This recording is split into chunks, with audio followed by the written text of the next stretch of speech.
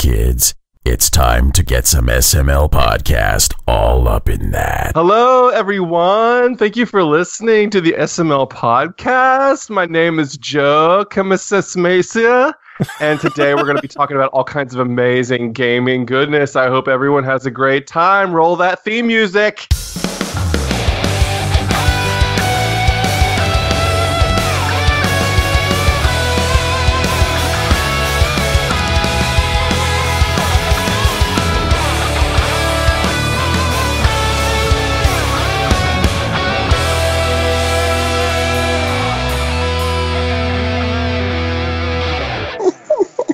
Should we start the show for real?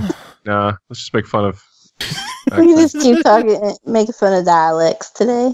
Yeah, we could. Let's kick it. That reminds me. I made a post the other day on Facebook, completely unrelated to anything, but it was funny and it's kind of related to this topic. But I made a post that apparently people pronounce Appalachian wrong, and it said if you pronounce it Appalachia, I'll throw an apple at you. And I literally had my notifications blowing up all day. People that don't talk to me for years are all of a sudden like, wait a second, have we been saying this wrong? And I'm like, fucking yes. You know what? I had this discussion a while back when I was still living in North Carolina, and we looked it up, and it turns out we were all saying it wrong, according to what Webster thinks it should be. What do you say? We say Appalachia. Okay. Or no, Appalachia. Sorry, Appalachia is the one that will get you in trouble, and I'm. Okay, so Appalachian is what I've always Appalachian is what I've always said. But we looked it up, and apparently it is Appalachian, and everyone says it wrong. People say fuck that you! too, you're all wrong then. But I don't think Webster's is right on this one. I mean, I don't know. I assume that's Native American, so it turns out Webster, no one actually knows. Because of the phonetic aspect of it, that they're pronouncing it that way. It's kind of like when people say Louisville or Louisville, and it's Louisville. Louisville. It sounds like you got a mouthful of shit, but it's Louisville. Here, and like, let me take this paper towel and wad it up and put it. Louisville. You got it. There you go. Good job. Louisville. Louisville. On that note, what's up, everyone? This is the SML Podcast. I'm your host, Joe. As you can tell, we are joined by the wonderful Grant Henry. Grant, how are you doing? I'm good. Oh, cool. You're here too. I should mention that. How come you never say I'm wonderful? Yeah, hit or miss. Okay. Speaking of things, the fucking best, and you just jelly of it. it's because you make fun of me for saying Appalachian. I will throw an Appalachia. Good, do it. I'm hungry. I didn't get to eat dinner yet tonight. Here's another word that I always say wrong, and I don't care. I will continue to say it wrong. Ryu from Street Fighter. You could tell me it's Ryu all you want. I don't give a fuck what you tell me. His name's Ryu. Is it Ryu? Yes. Wow. I don't know. Ryu. That's why? Rye. I don't know. I don't get it. Are you going to tell me that character from Death Note is Ryuk and not Ryuk? I don't know. I don't watch Death Note. Is it Ryuk? I don't either. I've just only ever seen it spelled, so I just assume it's Ryuk, and I have a feeling I'm going to be told I'm wrong, or we're going to lose like one of the 3 listeners we have. Going to alienate everyone. Doesn't pronounce it right. Bye. So, Grant, how are you doing? Good. What's new in Stemageville? Oh, you know. Helpful.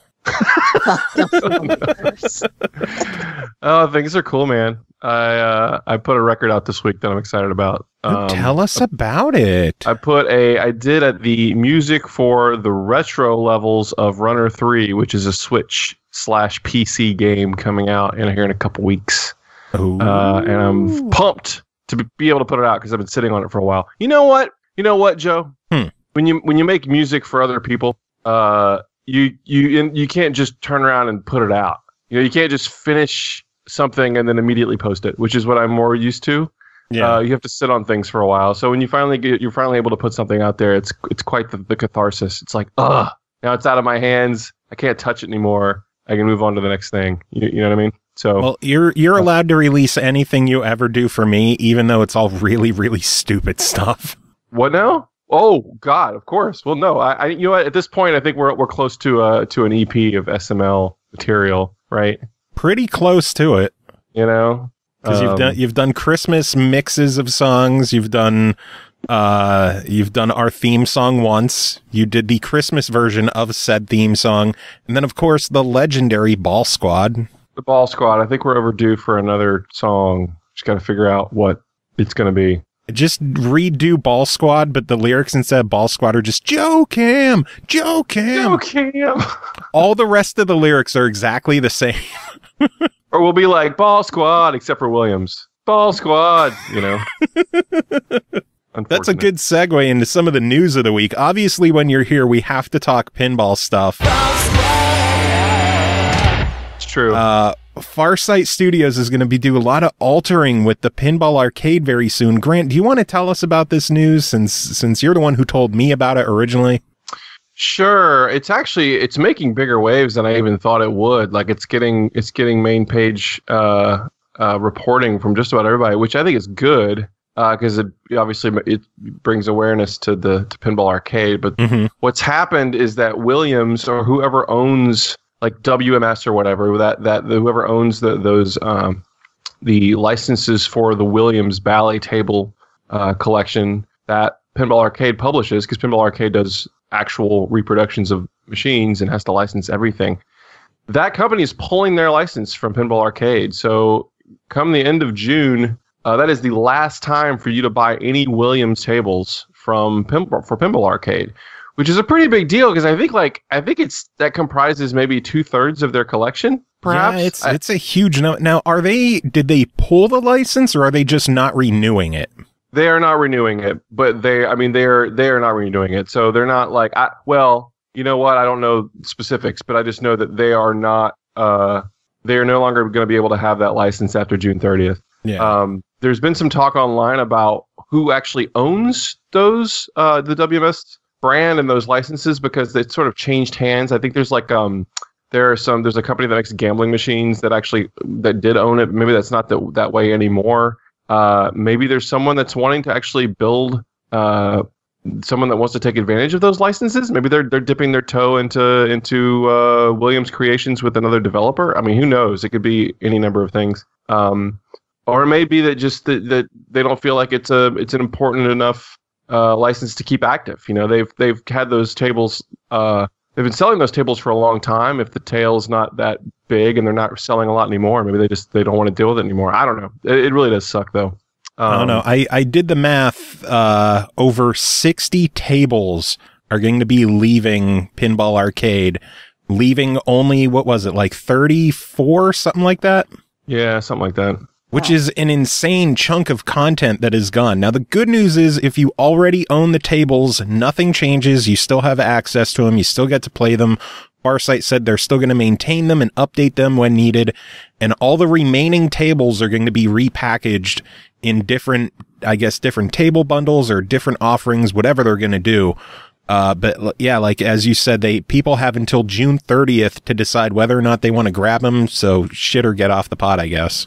Yeah. You know, the craziest part about it is that per their agreement, they are on a stipulation. They are unable to discount the tables prior to June 30th, so they can't have like a fire sale. Yeah, you can't buy them all for $1 each or anything. Yeah, or like even just cheaper than they are. I think the table packs are around $20 a piece, $25 a piece maybe. Table for the packs seasons. I know the most recent ones are $29.99. Earlier ones might be cheaper, but I know I was looking at season 6 and 7, and those are $30 each. Yeah, and you know, come the Steam sales, they normally drop pretty substantially in price, but I wonder if they're going to be exempt from that because you know Steam sales coming up this summer, and it likely hits in June. But if they can't do that, that's just too bad. It would be a great way to get people to. You know, people haven't had a lot of time to play that game on Switch because it just came out on Switch like a month and a half ago. How much content is on the Switch version? Because I'm going to guess you have it because you own everything pinball related.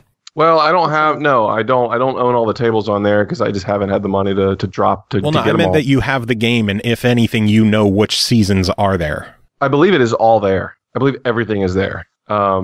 including the latest season. So, but maybe I'm wrong, but I'm pretty sure that it's all updated. Yeah, because I know on Xbox we have Season 7 they're working on now. I think there's 5 or 6 tables from Season 7 that are available right now. My question is, if the end of June comes and all of the Season 7 tables aren't out yet on Xbox, or if they're not out on whatever platforms still need them, what happens then?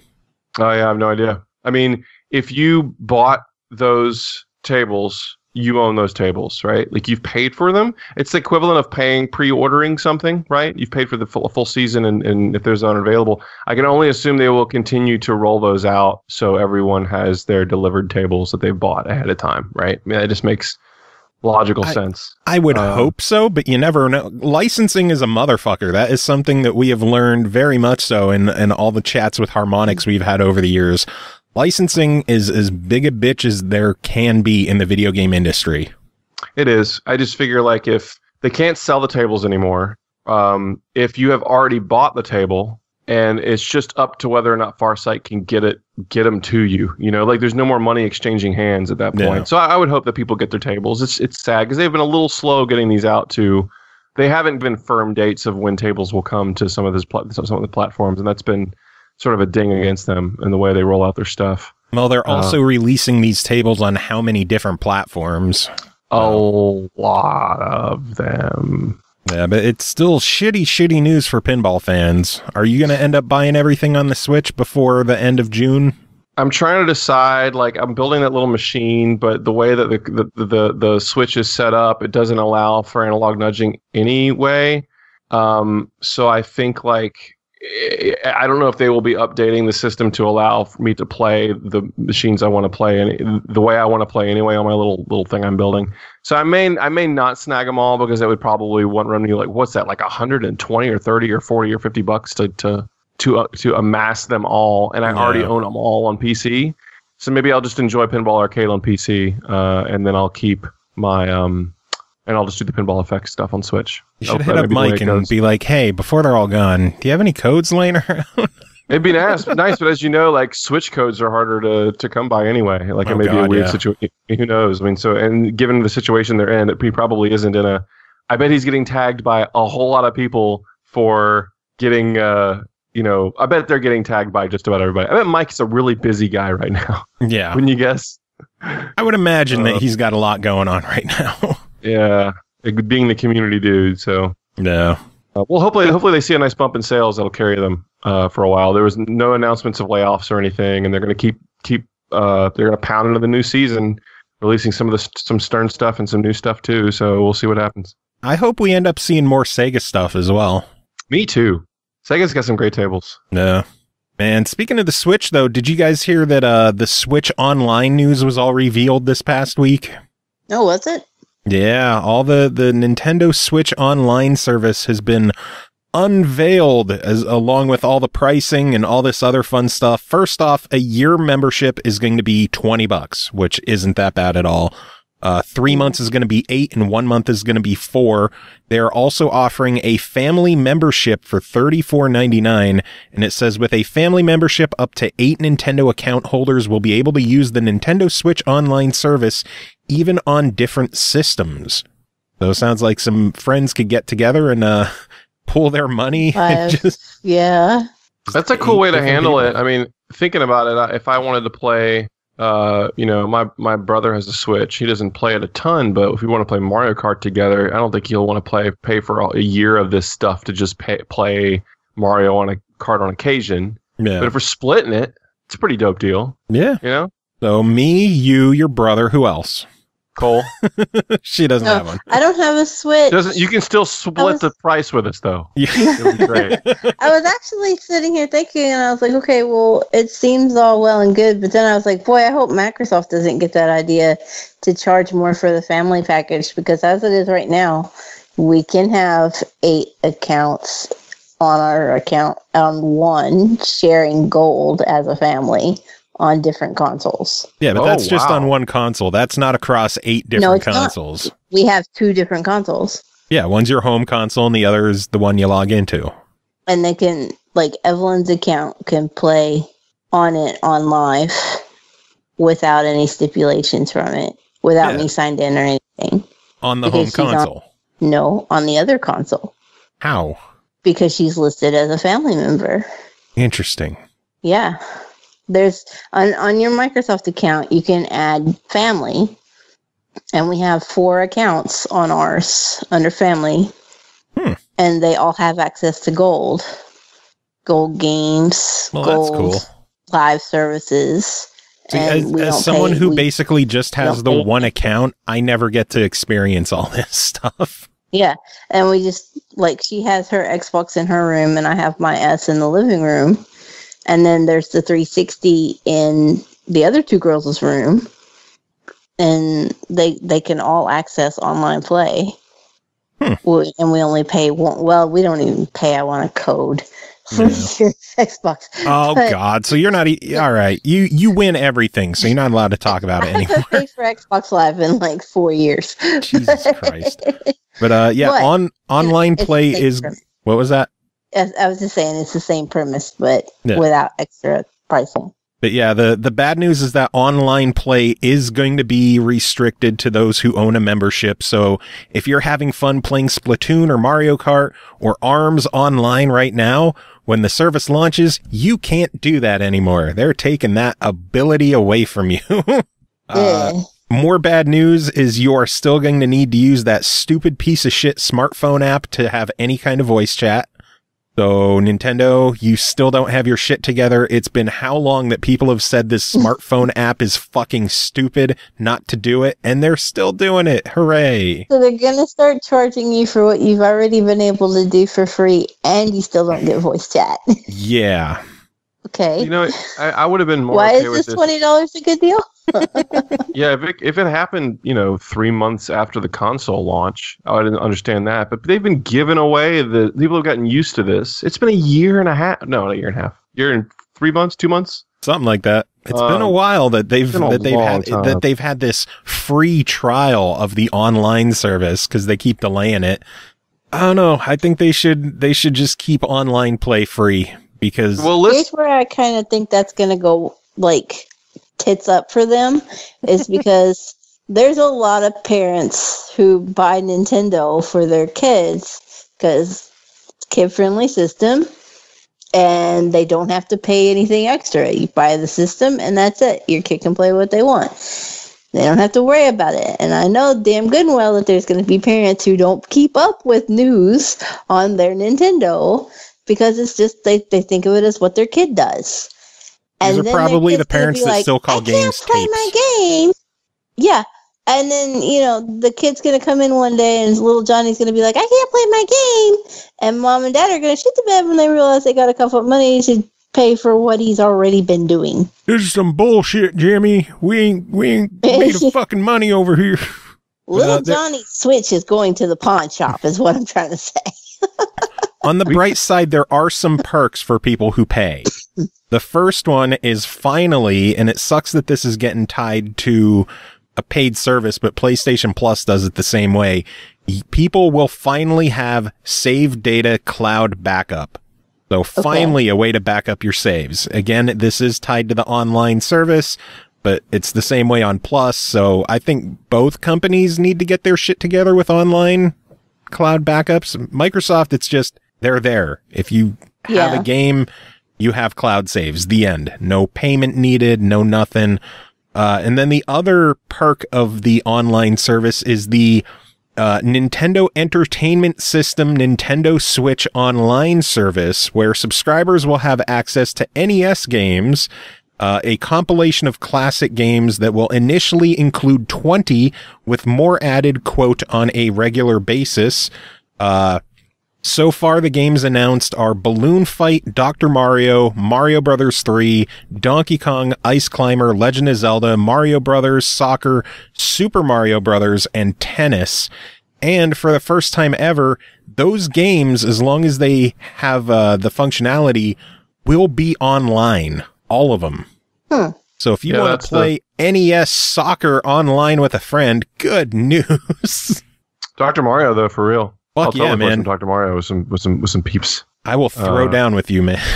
And I guess, like, I mean, you can play 2-player Mario 3 and alternate. I guess you're watching, they're syncing up the ROMs and you're watching the other person play their turn. Is that how this is working? Well, it says here, friends can even watch each other play single-player games online and pass the controller anytime they want. So I could be playing a stage, having trouble with it, and be like, fuck this, Grant, you try it. And then you get control of the game and you go through it. That's pretty wild. That's a very new concept. That right there, because I don't really care about the rest of the stuff. I don't think I'll ever play.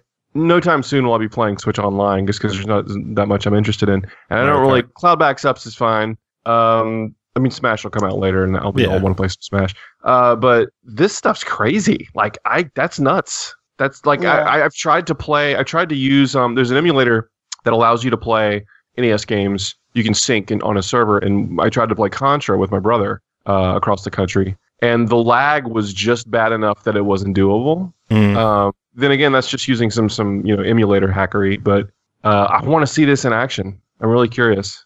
Yeah, I kind of wonder if they're going to do a good job with it or not. Yeah, well, I mean, it's one of those that it sounds good on paper. How's it actually going to work in practice? Yeah. How's it going to work when Nintendo rolls it out, right? Yeah. Very true. Best news of all, though, all those old NES games will have voice chat with the smartphone app. Hooray. With that app. What if you ain't got a phone, though?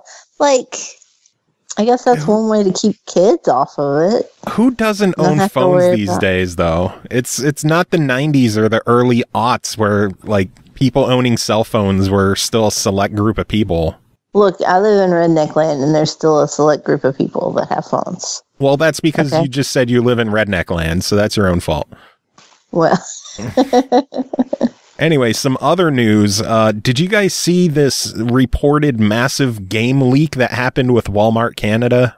No, I don't know about this one. They put up a bunch of placeholder pre-order pages for a shitload of games, including, stuff we know about like WWE 2K19, NBA 2K19, Smash Brothers is on there, Beyond Good and Evil 2 is on there. And then there's some interesting things on there, like Borderlands 3 is listed on there. An Xbox version of the Final Fantasy VII Remake is on there. Rage 2 is on there. Just Cause 4 is on there. A new Splinter Cell is on there. They have one listed as Dragon Quest 2, which a lot of people are assuming that is Dragon Quest Builders 2, which everyone knows coming to PS4. They have an Xbox listing for it as well.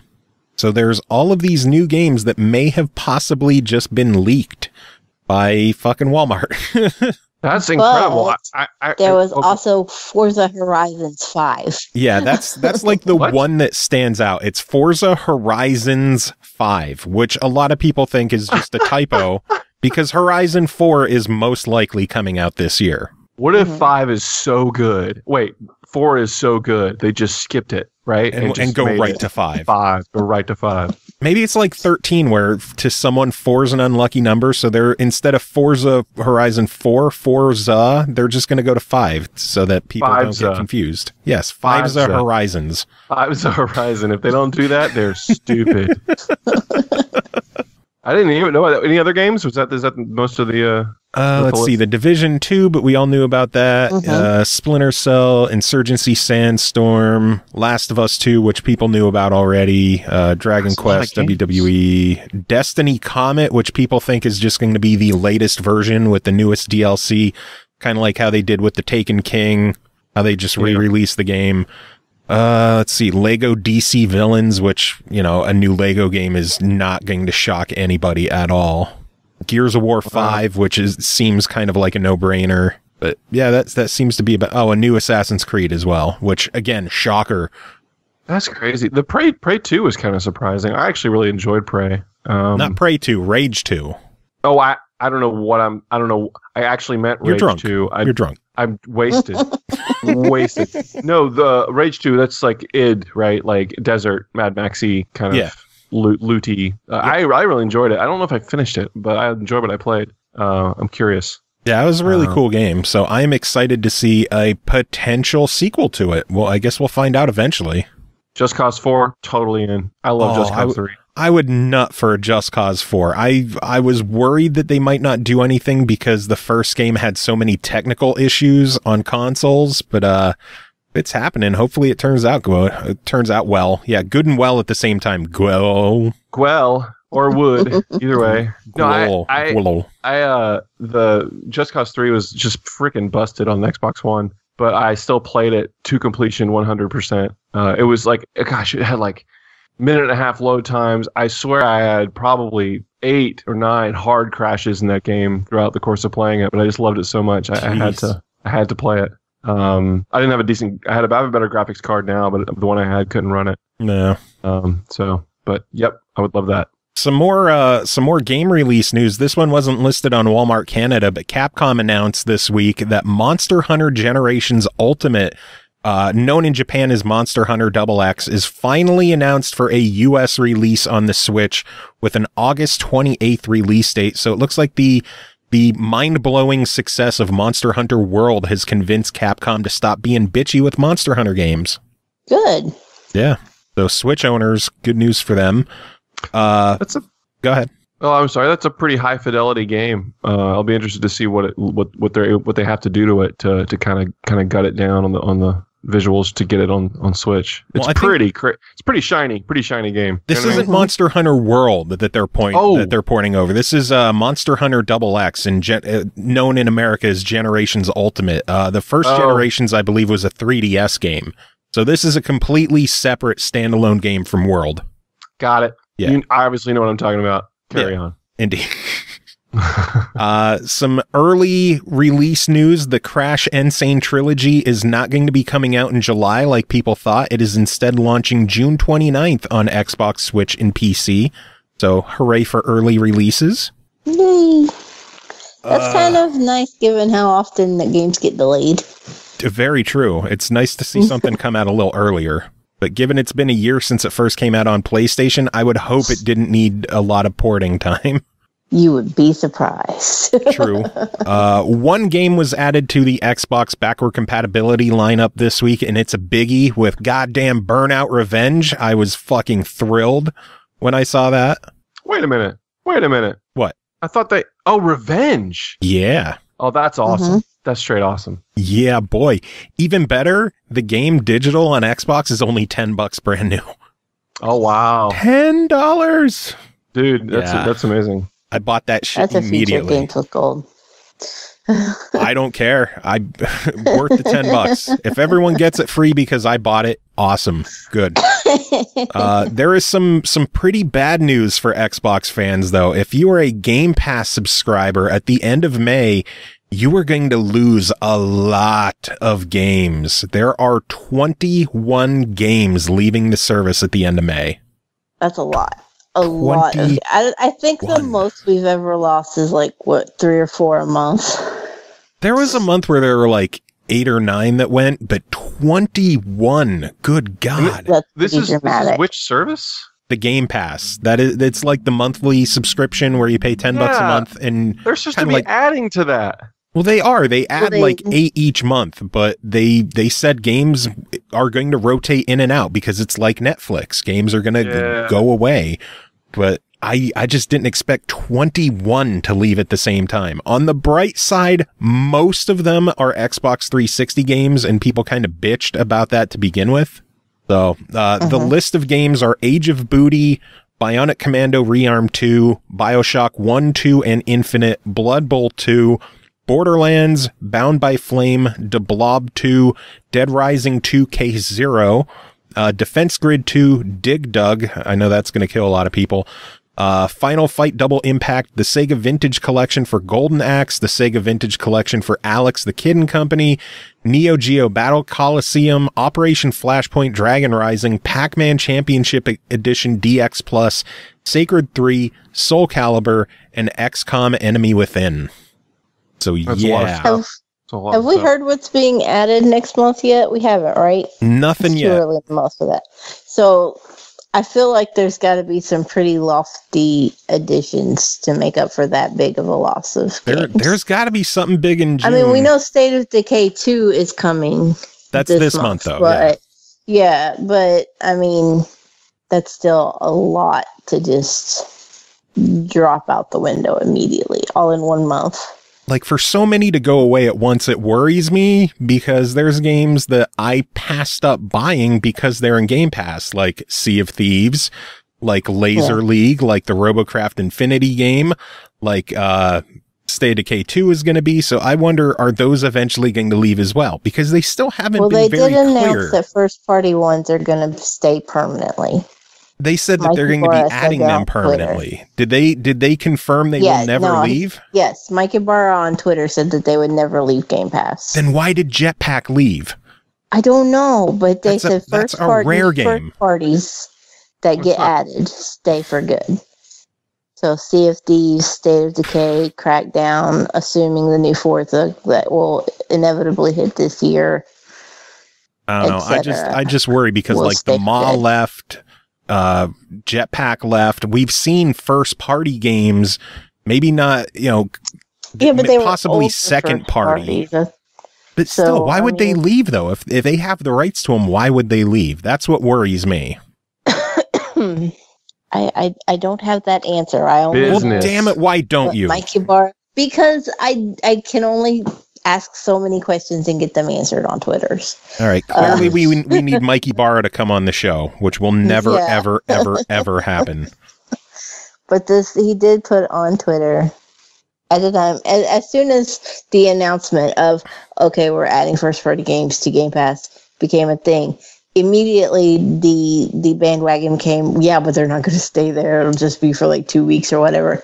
And he said, no, it is permanent. They will not leave Game Pass. So for what that amounts to, going forward, all first parties that are added to Game Pass stay there.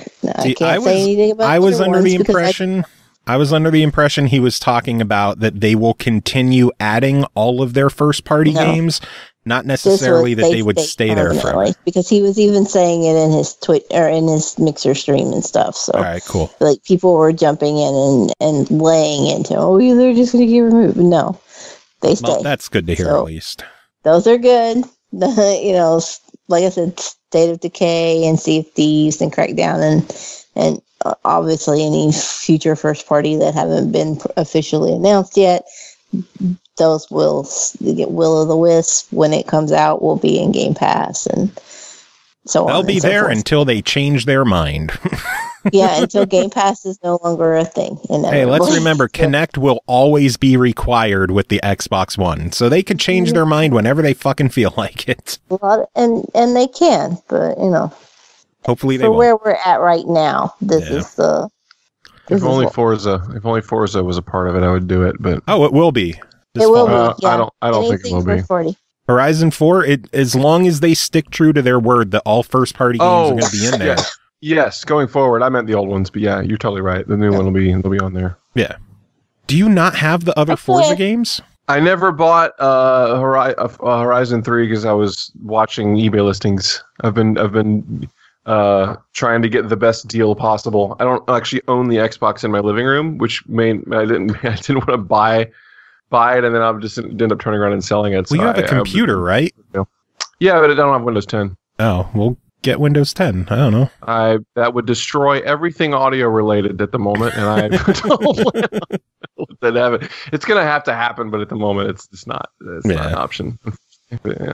Oh, man. But yeah, that's all the news I got. Any news on your ends that y'all would like to talk about? I can give you some Runner news since it's hot. Cool, it's hot. Let's hear it. 3 coming to the Switch and the PC May 22nd, and they announced cameos for a couple so far of the cameo characters in Runner 3. Who? Shovel Knight is one. Shocking. Shovel Knight's in a lot of stuff, so you can play Runner Shovel Knight. You can also play as Eddie Briggs from Brutal Legend. Oh, shit. Which is pretty great, swinging his guitar around. And I will say that the craziest is for the very first time, you will be able to play as Charles Martinet in a video game. What? Charles Martinet narrated Runner 2. He was the narrator, and he's the narrator Runner 3 as well. And he's into the idea. He tweeted about it the other day, but Charles Martinet is an unlockable and playable character in Runner 3. That is amazing. The weirdest thing ever. And they revealed, and I think it was Go Nintendo, made a little video of them doing the unboxing of the physical version of the Runner 3, and because they have like a booklet. If you scratch, it has like the unlockable characters are scratch away. So you open it, you get like your quarter out and scratch to reveal who the characters are.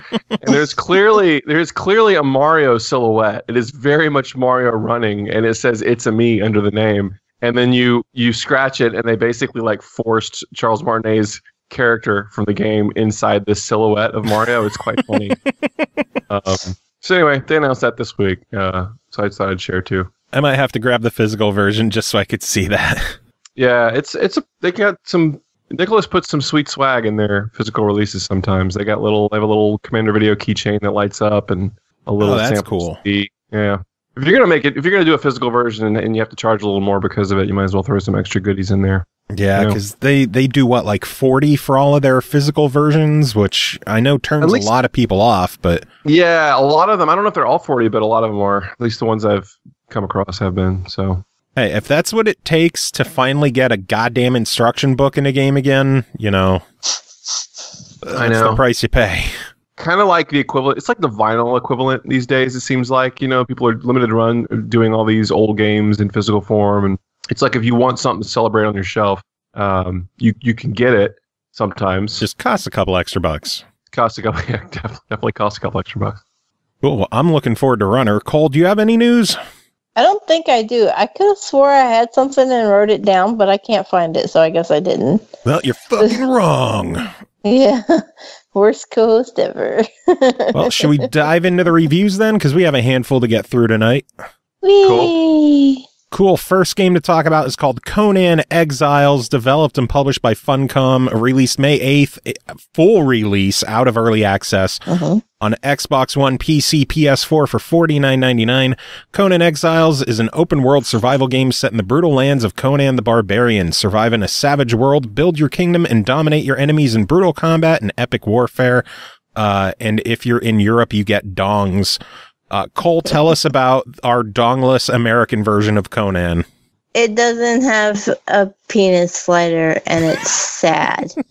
Like, this is the most traumatic thing I've ever experienced in a game, to be denied a dick slider.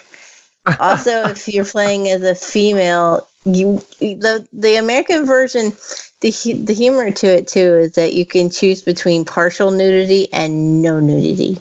You don't get full nudity unless you're buying the international version.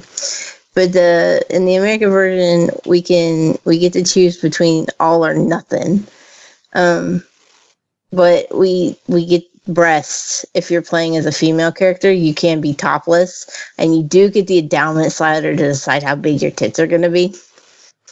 If you have the international version, though, you get to go full frontal, and you get to decide the size of that too. Man, we got the boring version. Is this on PC? Is this on PC? Yeah. Yep. Do they not? It's on PC. It's on Xbox. I think the PC version can go full frontal even in the US. I'm not sure. Yeah, probably. I know a lot of visual novels and like that game, that really violent game, Agony, getting ready to come out. They to get away from the adult only rating, they had to cut some stuff, and then they have a patch on their website you can download to put it back. I didn't know if they had that kind of thing on PC. That's what I'm saying. They don't have fun shit like that on console. Yeah, on Xbox we don't get all the fun sliders. You can decide your boob size, but beyond that, you're out of luck. Once you get past the whole deciding how big your tits are going to be, you can also, customize your character's face, their race. You can choose their religion, and all these things can kind of affect the way that your game plays out. It is a massive open world, like you mentioned in the summary, and you basically just start off in the desert. You're actually crucified. You've been accused of some sort of crime. When you start the game, you have a sheet of paper attached to you on your abdomen that shows your crimes. I decapitated a priest, apparently, which seems like something I would do. How very eternal of me. But you're hanging crucified in the desert. You have nothing except for something covering your private parts, of course, because America, and and a bracelet for reasons. If you remove your bracelet, your character dies. Spoiler alert. So you can use that if you're in a pinch, but otherwise you're just going to kill yourself unnecessarily, as I found out the hard way. A mysterious stranger will help you down from your crucifix, and then you begin your journey. And your goal is basically to just survive in this wasteland. You will need to find food. You will need to find shelter. You will need to find intelligent life. You better hope like hell that they're not hostile to you as well. Some of them will be, but if you are playing online, you might luck out and make a friend. If you're playing solo or in single player and you don't have anybody co-oping with you, you're kind of just shit out of luck, and all the AI are going to try to kill you. So good luck. I hope you can make a weapon quickly. If you're playing online, you will die. Yeah, and I like to think that maybe somewhere there's a server where people won't be like, oh my god, somebody new, and immediately kill you, but that probably never happens. There's like 99.28% chance that never happens.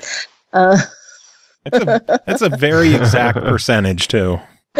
Right? So it's probably correct. My percentages are correct 98.34% of the time. Okay, now you're going a bit overboard. That's a running joke because I always use the same number every time I say that, so it sounds correct.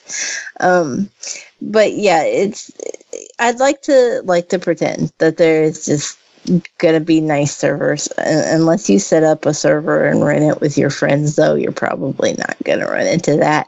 But ideally your goal is to just create a tribe and go from being stuck in a wasteland with absolutely nothing to building cities and taking over the world, and just you can build some really cool weaponry, and you can be the kind of player who just sets up and protects your own shit, or you can strike out and go piss people off and take out other tribes, make friends with monsters, big ass monsters. There are big ass monsters.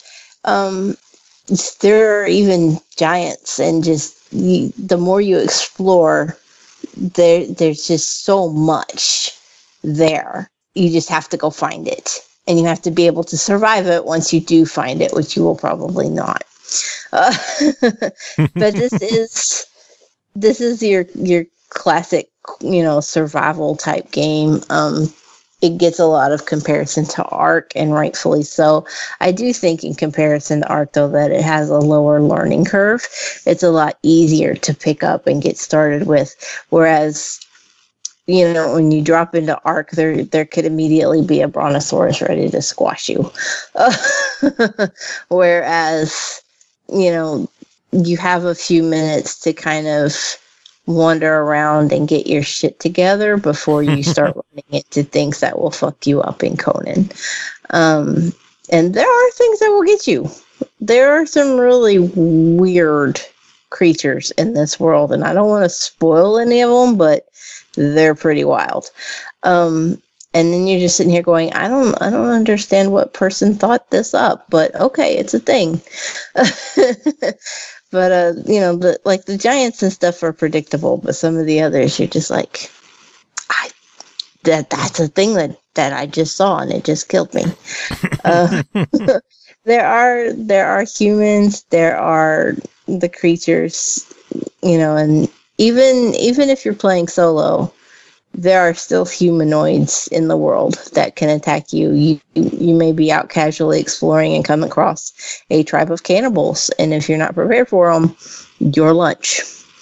And I don't mean your lunch as in, you will find lunch and eat it. No, you will be the lunch. So yeah, I got that. Okay, just making sure. After I said it, I was like, I wasn't entirely sure that was clear. Grant, did you get it? Did you understand that? I picked it up. Okay. Food. Are you picking up what I'm putting down? Because what I'm putting down is that you're a sandwich. Are you trying to understand that I got killed by cannibals? Because I did. I'm guessing a lot of things killed you. A lot of things killed. Mostly crocodiles. I always get the bright idea in these survival games. I'm like, I'm going to be smart and I'm going to build my house by the water and it's going to be pretty. And then there's alligators and they eat me. And I'm lunch again. Good stuff. So what else? I keep saying that it's this huge open world, and it just keeps getting bigger. Yesterday, which won't be yesterday when the show goes live, and I apologize for that. But just recently, there were 2 new biomes added: a volcano and a swamp area. So there are continued updates, even after the game has gone full release. There will be extra things added. The world will continue to be tweaked and supported. You can explore. You can make friends. This is really just your classic survival sandbox, and the game is what you make of it. There is a story to it, but some of it unfortunately is kind of locked behind what the game calls corruption. And there are these story areas. You have a journey, and a little journal will keep track of what you're unlocking throughout the story mode, based on what you do. And sometimes your journal will kind of direct you to go to these places that are corrupted. And I wish I could tell you more and explain how the corruption works a little better. It kind of just feels like there's a mist over the area or a fog and you're not really supposed to be there. And as you're in the area, it will gradually chip away your health and your stamina. And these are permanent knockbacks. It will take chunks of your health and stamina that you can't recover. And then the only way to cure yourself of that corruption is to find an entertainer in a village that's not hostile. Entertainer as in an actual entertainer, or as in a whore? As in a dancer. Interesting. So I don't it's such an odd concept, and I spent forever, and I never could get rid of my corruption because I couldn't even find. I even actively tried to look up where I should be able to find an entertainer online, and then used admin cheats to go to those areas, and I still just got killed. I don't know what I'm doing wrong. I will never get my health back. I'm just going to wander around in the desert lightly corrupted. You can always cheat and use the admin commands like I've seen people doing. You can, and that's that is something of note. If you're an achievement whore, you can complete the game in about 40 minutes. It's a very quick. And the funny thing is I mentioned the 40 minutes, but I don't know. I didn't watch the videos on how to do it. You could probably do it a little quicker if they're not using one little trick, but you can go into the admin commands and just force spawn all the enemies at once that you need to kill for the achievements, and then hit one little button that says kill all NPCs. Nice. And then you're done. You'll unlock every boss achievement in 15 seconds. Well, I know how I'm spending my night. But overall, this sounds like a massive, massive, massive game. So I got to know, $50 on this one. What do you think? It really is impressive. It is really well done. The game plays fairly well. I did have one instance where I was playing, and it didn't happen every time I played, but I would be in a fight or something, and I would experience kind of a ghost echo of where I'd been, but there would be a little trail of ghosting behind me. When it did it, I crashed the game, restarted it, and it was gone. It didn't do it again until about an hour or so later. Because even though I could complete the game in 40 minutes, I did play it more. Nice. Did you complete the game in 40 minutes? I completed no, I'm missing one achievement because you have to crush somebody by standing on their head, and I have to install the game on my husband's Xbox. Oh, God. So he can, I'll be like, can you, come here so I can get this completion real quick. I love my husband, but I use him for games. I can't wait for him to curse you out in the chat room. Yeah, because he can hear me. Oh, man. We do have to move on, though. For $49. You didn't even let me say if I'd buy it or not, I would. I thought you went through that already. I didn't. You're very long-winded with your verdict. I know. Well, because I forgot to mention the part about the ghosting. But even with that little oops, I would still buy it. And I think you should too. Cool. Sounds good. I will. Or maybe I already have it. Is this early access or is this out? Full release. This is officially released now. It has been in game preview and it is now launched. Oh, okay. For good. Yeah, it is now fully out. If you do buy it, switch your console to the UK and get it on. I may have done that during the early access. The funny thing is, during early access, when it first came out, I downloaded it from the UK store. Like I registered my purchase, switched my marketplace to the UK store, and I downloaded the nudity DLC that lets you have the full kit and caboodle. And I went back to my American account, or not account, but I reset my console back to American, and it didn't work. So I figured, oh, well, it's tied to whatever region your console's on. With full release, I got a dick. It was there. It was there in all its glory. And it's not just dicks that are there in all their glory. Like, the hoo-hoo was there in all its glory. Yeah. Like, split down the middle and it's naked. Yeah. Don't take screenshots of that or you'll get banned on Xbox Live. No, that's why you just take them with your phone camera and then send them to friends on Skype. Right, yeah, Kool? And put bunny ears on them. Yes. Yes. But moving on, next game to talk about is called Steins Gate Zero, developed by MAGES Inc., published by Spike Chunsoft, released May 8th on Steam for $34.99. If you can't save the one that you love, how can you save humanity? Sequel to the visual novel cult classic, experience an alternate world line of Steins Gate. DarkMika covered this one for us and sent in her review. And Grant, you're going to read it for us, aren't you? I'm going to read this. I've never spoken with DarkMika. Don't know how to inflect here, but I am going to read what was sent to us about Steins Gate Zero. I'm excited for this. I love making our guests read them. Warning for there are spoilers in here. It's possible you could, if you care that much, maybe Joe, you could. You could assume that I will warn you when we get to that section. Yeah, I think it's spoilers for the first game or for the beginning of this one, right? I don't exactly know. Actually, I am pretty sure they are spoilers for this game. Cool. Well, let's hear it. Because I guess that's in the end it is a visual novel. So here we go. So Steins Gate Zero is an adventure visual novel, just barely. It is mostly kinetic. There are 5 to 6 endings for the game.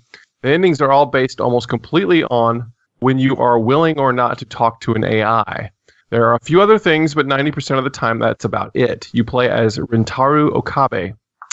In the first game, so this is a sequel, I guess, right? So Steins Gate this is Steins Gate Zero. In the first game, he fell in love with a super genius 17-year-old university student who went through a study abroad program, and he forced her into a high school because that's not stupid. She's the classic trope of a shitbag super scientist woman. Arrogant, always right, fairly emotionless unless constantly PMS is an emotion, and gives exactly 0 fucks about anyone else's feelings or opinions. Eventually, she warms up to Okabe because, why the fuck not? Exactly. We have spoilers here, and it's a big one. How big? Big, like the first 3 words are pretty big, so just be warned. Ready? Yes. She dies hard. Oh, okay. Yeah, that's it's pretty big. He's fucking wrecked. However, a girl from the future comes back in a time machine to help him save the girl. Don't ask; it's fucking complicated.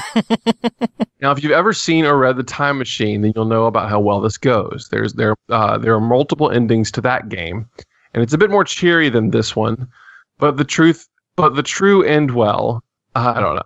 But the true end well. If you've read The Time Machine, you know how he saves the girl. It goes just that fucking well. This game starts immediately after he figures out exactly how it's going to go after going through the various timelines trying to fucking save her. So we're still in spoiler territory here. Cover your ears. He's traumatized, not just because he's a fuck up who can't get the one thing he wants and sees it taken away in a spectacular way over and over, but also because he's been in so many timelines. They've started to mix in his head, making him paranoid, and he doesn't know who he can and can't trust. Ooh. He knows things that... I know, I'm intrigued. He knows things that happened in other timelines that didn't in his, for instance, and the timeline he's in right now, he never met the girl. They never became friends, but he still knows everything she told him in all the other timelines when they were friends. Crazy.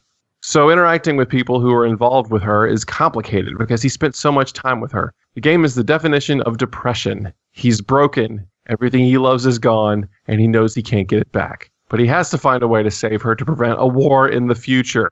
Big stuff. The girl I mentioned with the time machine, she came from the time of the war, and her mission was to get him to save the woman he loves because she can find the one and only timeline where there isn't a war fucking everything up. Oh yeah, and since he's been fucking around with the timeline so much, he's caused issues in his world because the timelines are messed up thanks to him. People are remembering things that didn't happen because they're remembering bits and fragments of other timelines, and it just gets worse from there. He's really fucked everything up. End of spoilers. That's some pretty spoilery stuff, huh? Yeah, it's kind of, that sounds like most of it. So we're back to, everyone take your hands off your ears. If you can hear me, say that. Hey! Hey! The game is fully voice acted in Japanese only, I believe. And as mentioned, you need to play the first game. The plot is a convoluted fucking tapestry of pure what the fuck. However, such a way with words sometimes. Yes. Mm-hmm. However, the great thing about this series is that there's an anime to this fucker too. The first anime and the first game are the same. The second anime and this game are similar. The anime isn't as good this time, apparently. So I guess she hasn't watched it. So you can binge the first anime if you want. It's called, like the game, Steins Gate. Second anime, just like this game, is called Steins Gate Zero. So yeah, you can play the first game because honestly, both of these make for amazing books.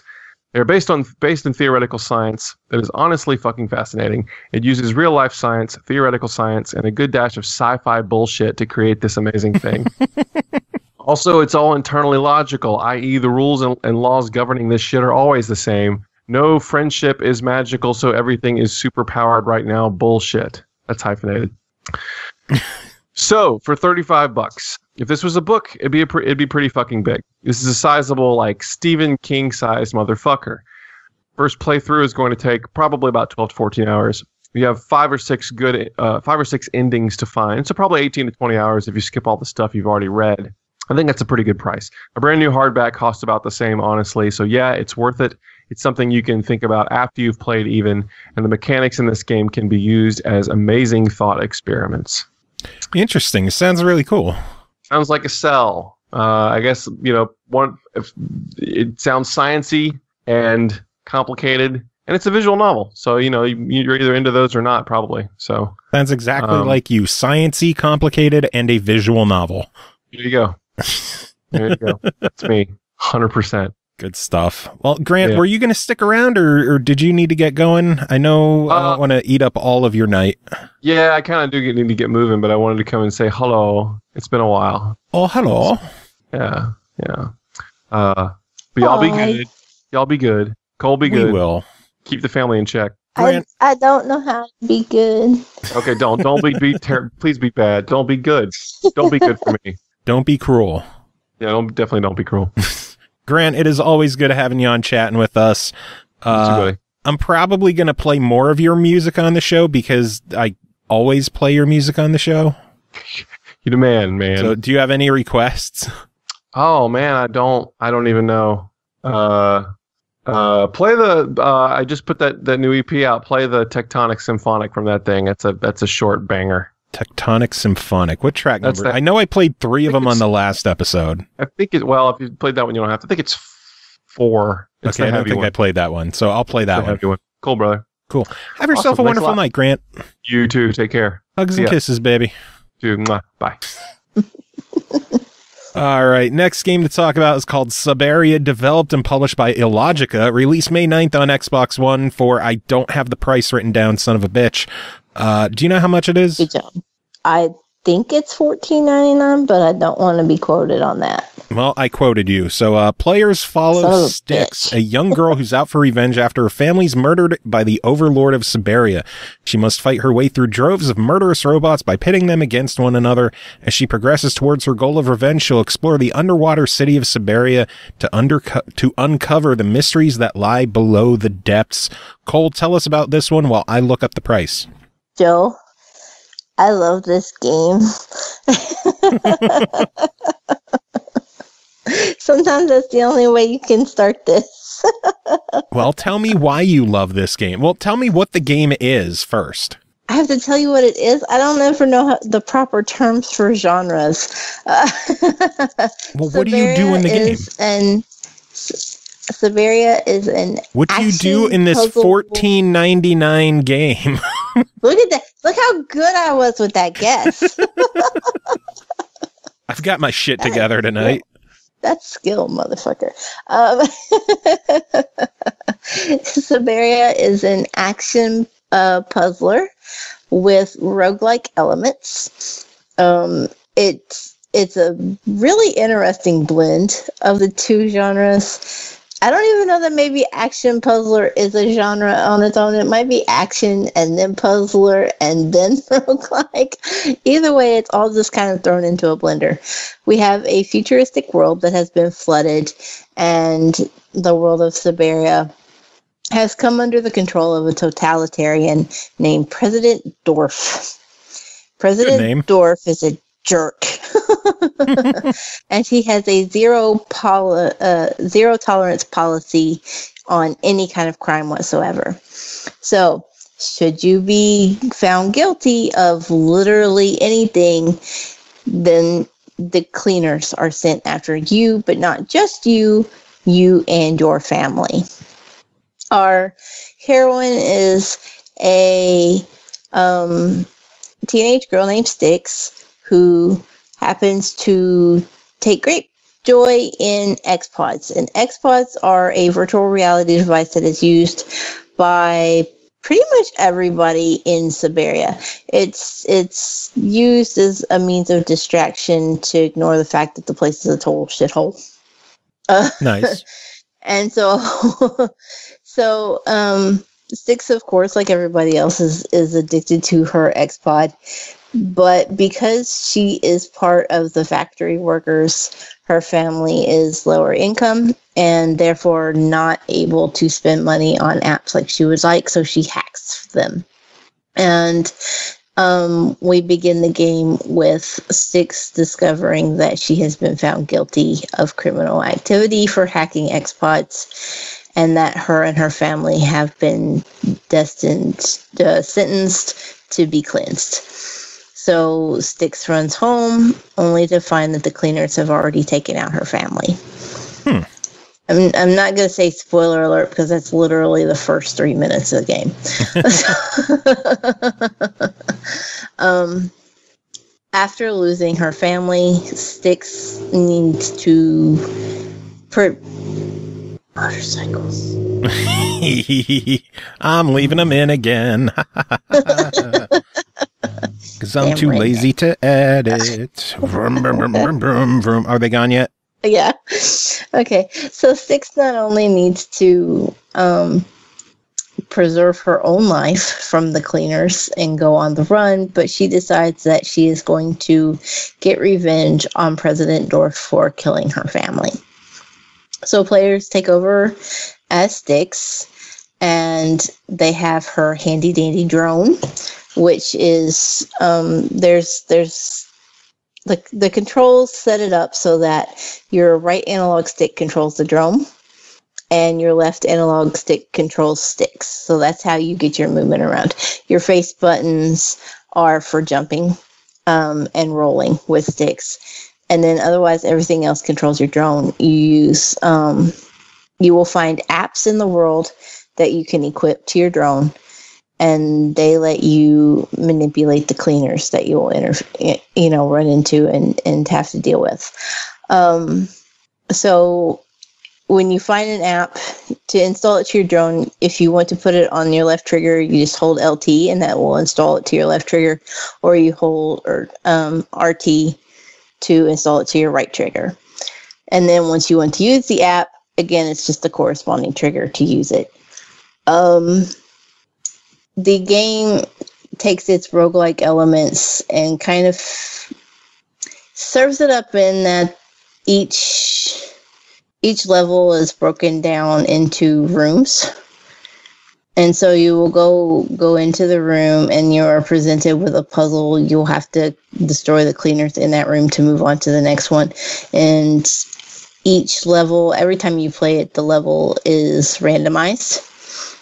So you'll still run into the same rooms because it's only kind of a roguelike and not even full-fledged roguelike. You'll run into the same rooms with similar setups and similar puzzles, even though it may have different sets of cleaners. But you will, if you die, you start all over, and the layout of the level could change, even if the rooms stay the same. There are two main sets of cleaners who will chase after sticks, blue and yellow. And then each room will have various traps like lasers or different types of other environmental hazards like bombs and things. The idea to solving the puzzles to get through each room is that yellow cleaners can destroy blue cleaners can destroy yellow, but yellow cannot destroy yellow and blue cannot destroy blue. Okay. So the goal is once you get into a room, the portals out of that room will shut and you are locked in. And you cannot leave the room until all of the cleaners are gone.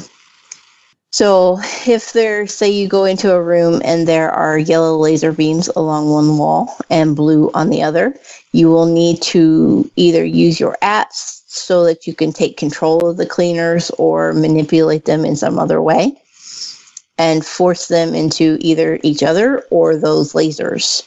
Then once you eliminate all the cleaners that way, you can move on to the next room. It's a really creative concept that's incredibly difficult to explain properly. I could say it sounds really, really cool.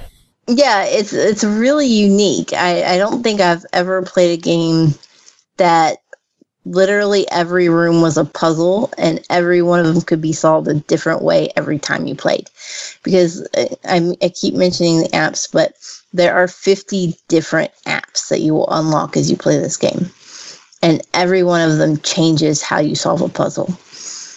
So some of the apps are master apps, and they will let you just take full control of a cleaner. So you can literally just steer the cleaner into a laser and be done with it. Whereas other apps will make a cleaner piggy banks, and then they'll drop creds, which you can use to buy further upgrades.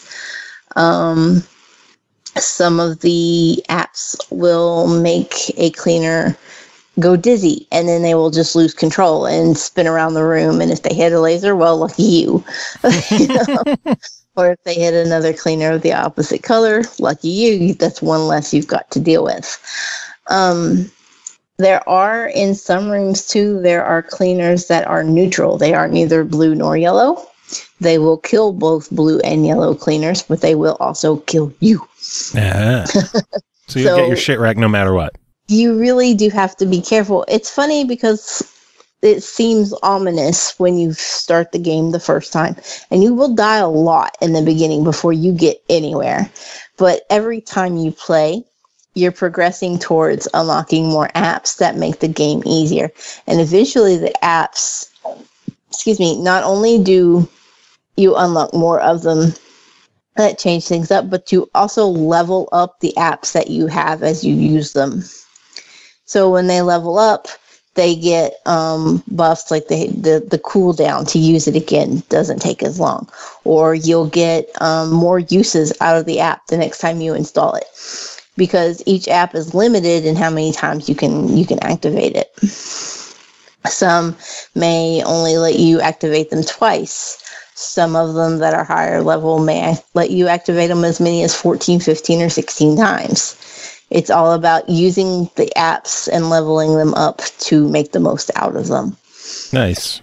Well, this game sounds really, really cool. I got to know, $15 on this one. It's 15, right? Did we come to the decision? 15, It's 15. yeah, you said it was $15. $15. What is your verdict on Subaeria? This is a definite buy it. I'm probably going to go play more of it after we finish this show. I'm in love with it, and I really want to complete it. And I don't have it, so I don't know how amazing it is, so I'm going to have to pick this up soon. You're going to have to buy this one. Cool. Sounds good. All right, time to tag in the guest reviews, and Tim Ekkebus, you're starting off. How are you doing? I am well. I am tired. I am here. I always got to go with the tag when you're here. Yeah, absolutely. That hot tag slap. I don't just saunter into the podcast out of nowhere like Kool is worn out and she's just like crawling over to the corner, and then it's just, oh, he's in. ready to just give a bunch of clotheslines that normally would do nothing, but now they knock people out of the ring. Yeah, just like one little baby punch, just like, oh my god, they're on their back. Oh, Jesus Christ. Some forearms. Anyway, we should probably talk games, shouldn't we? I guess that's what we're here for. Cool. Money in the Bank's only a few weeks away. Was it? And then we can talk about wrestling away. Yeah, something. Mercifully, there is not another pay-per-view for another 6 fucking weeks. It was like WrestleMania, Greatest Royal Rumble, and Backlash all within a 3.5 week span, and now we have to wait a month and a half. The quality just took a nosedive about 2/3 of the way through WrestleMania and didn't quite recover. Straight in the shitter. Straight into the damn shitter. Straight in the shitter. Or simultaneously into our ball sacks. But hey, video games. Hopefully games that are not equivalent to ball sacks. But first game to talk about with you is Death Road to Canada, developed by Rocketcat Games and Madgarden, published by UKIYO Publishing. Released May 8th on Xbox One, Switch, and PS4 for $14.99. Control a car full of jerks as they explore cities, recruit weird people, rescue dogs, argue with each other, and face gigantic swarms of slow zombies. Randomly generated for a new story and rare events every time you play. Tim, tell us about this one. Man, that's actually a really good summary. And all that stuff they just described, it works and it's fun. There, boom, signed on. Buy it. Done. Yeah, so it's a randomly generated sort of like rogue-like-ash little roguey in there. A little roguey in there. A little roguey. It's a little roguey, but yeah, it's randomly generated. So you start off with a couple folks. I generally prefer to just randomly generate a couple of goobers and send them off onto the road. Yeah, so you got 15 days to get to Canada in a car. And along the way, you will. One of the first things you do, you have to stop off somewhere to get supplies. So it gives you a couple options. Some drop you. There's a Walmart knockoff that is used quite a bit called Y'allmart. Great name. Yeah, there's like survivalist cabins in the woods. There's like just kind of like little town streets which will have multiple buildings to go into, and you get out of your car, you fend off the hordes of zombies that may be lurking around. It'll give you a forecast actually of the the savagery of the zombies that you are walking into, be it like a lot of them, are they irritated, annoyed, are they just kind of like passive standing around, whatever. But we're anyways, getting a light cold front of agitated zombies coming in from the southwest. Basically, yeah. So you and your crew, and you'll have anywhere between 1 and 4 people in your crew at any given time. Start with 2, and you can find more people along the road. People can die and be replaced. And die and be replaced. But so long as you have one person alive, the dream of making it to Canada lives on. So you and your crew will jump out. Whoever you're controlling, everyone else follows them around, and the AI is pretty good about bashing zombies or just kind of avoiding them if you're trying to run around them, which is what the game recommends. Not to try to kill every zombie, because you'll wear yourself out, you'll break all your stuff. Just gotta survive, man. Gotta make it to Canada. So you'll go around, you'll try to find.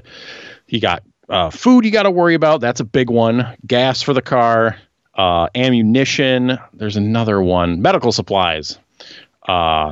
that stuff. So you'll try to find that stuff. You'll scour the area, get back in the car, get going. Off you go.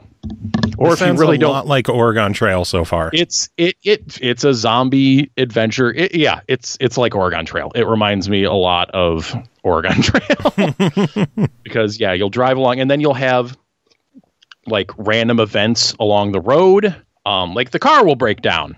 Your wagon wheel broke, as it were. Your car will break down, so you can usually get options for trying to fix it or wait it out or whatever. You'll get a few options.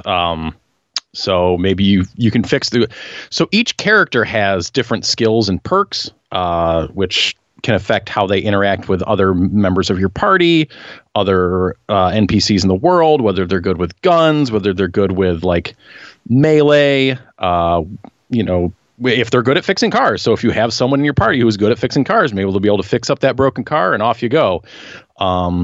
And if you don't have someone, then maybe they'll try and it will barely work and they'll get a little bit better at working on cars and you'll make it a little bit farther in the car.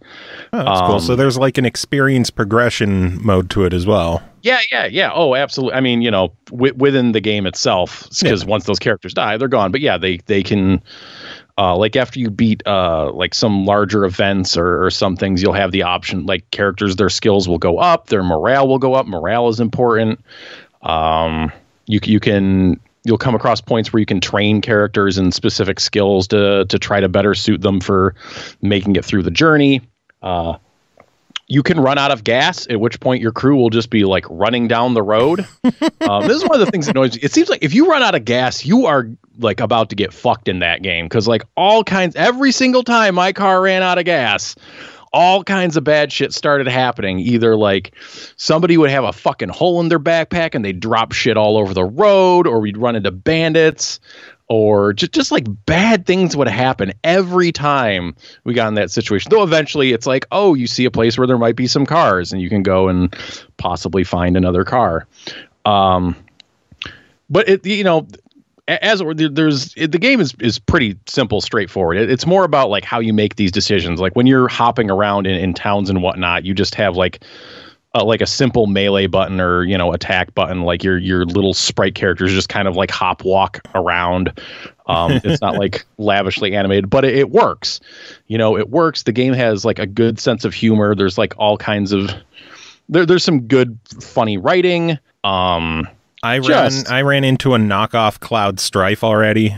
See, and there's a lot of randomness. So like I have not run into that particular character.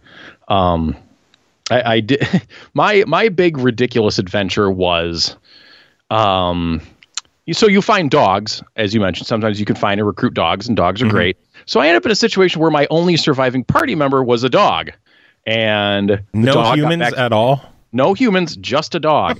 So the dog got into the car and took off. I'm like, well, that's interesting. It's a dog. But as you do that, there is actually dialogue in there that is like, well, such and such got in the car and then realized they're a dog. They can't drive. But then one thought appeared in their brain, Canada, and they figured out how to drive. And once a dog is able to drive, it is also able to shoot a pistol. Oh my God. So... yeah, so and this was my first run through the game. So it came down to just the dog. The dog, learns how to drive. And then so I'm there with the dog, like going around with a snub-nosed pistol by myself, like fucking capping zombies and then like the car broke down. So it got worse. So the dog's just like huffing down the road. And eventually I jacked an ice cream truck. So I'm this dog with a snub-nosed pistol driving an ice cream truck. And then I picked up like another dog, and eventually I found some humans, and we did not make it to Canada on that particular trip. As you go, you will get zombie points, which can then be spent to upgrade the perks to make them more effective.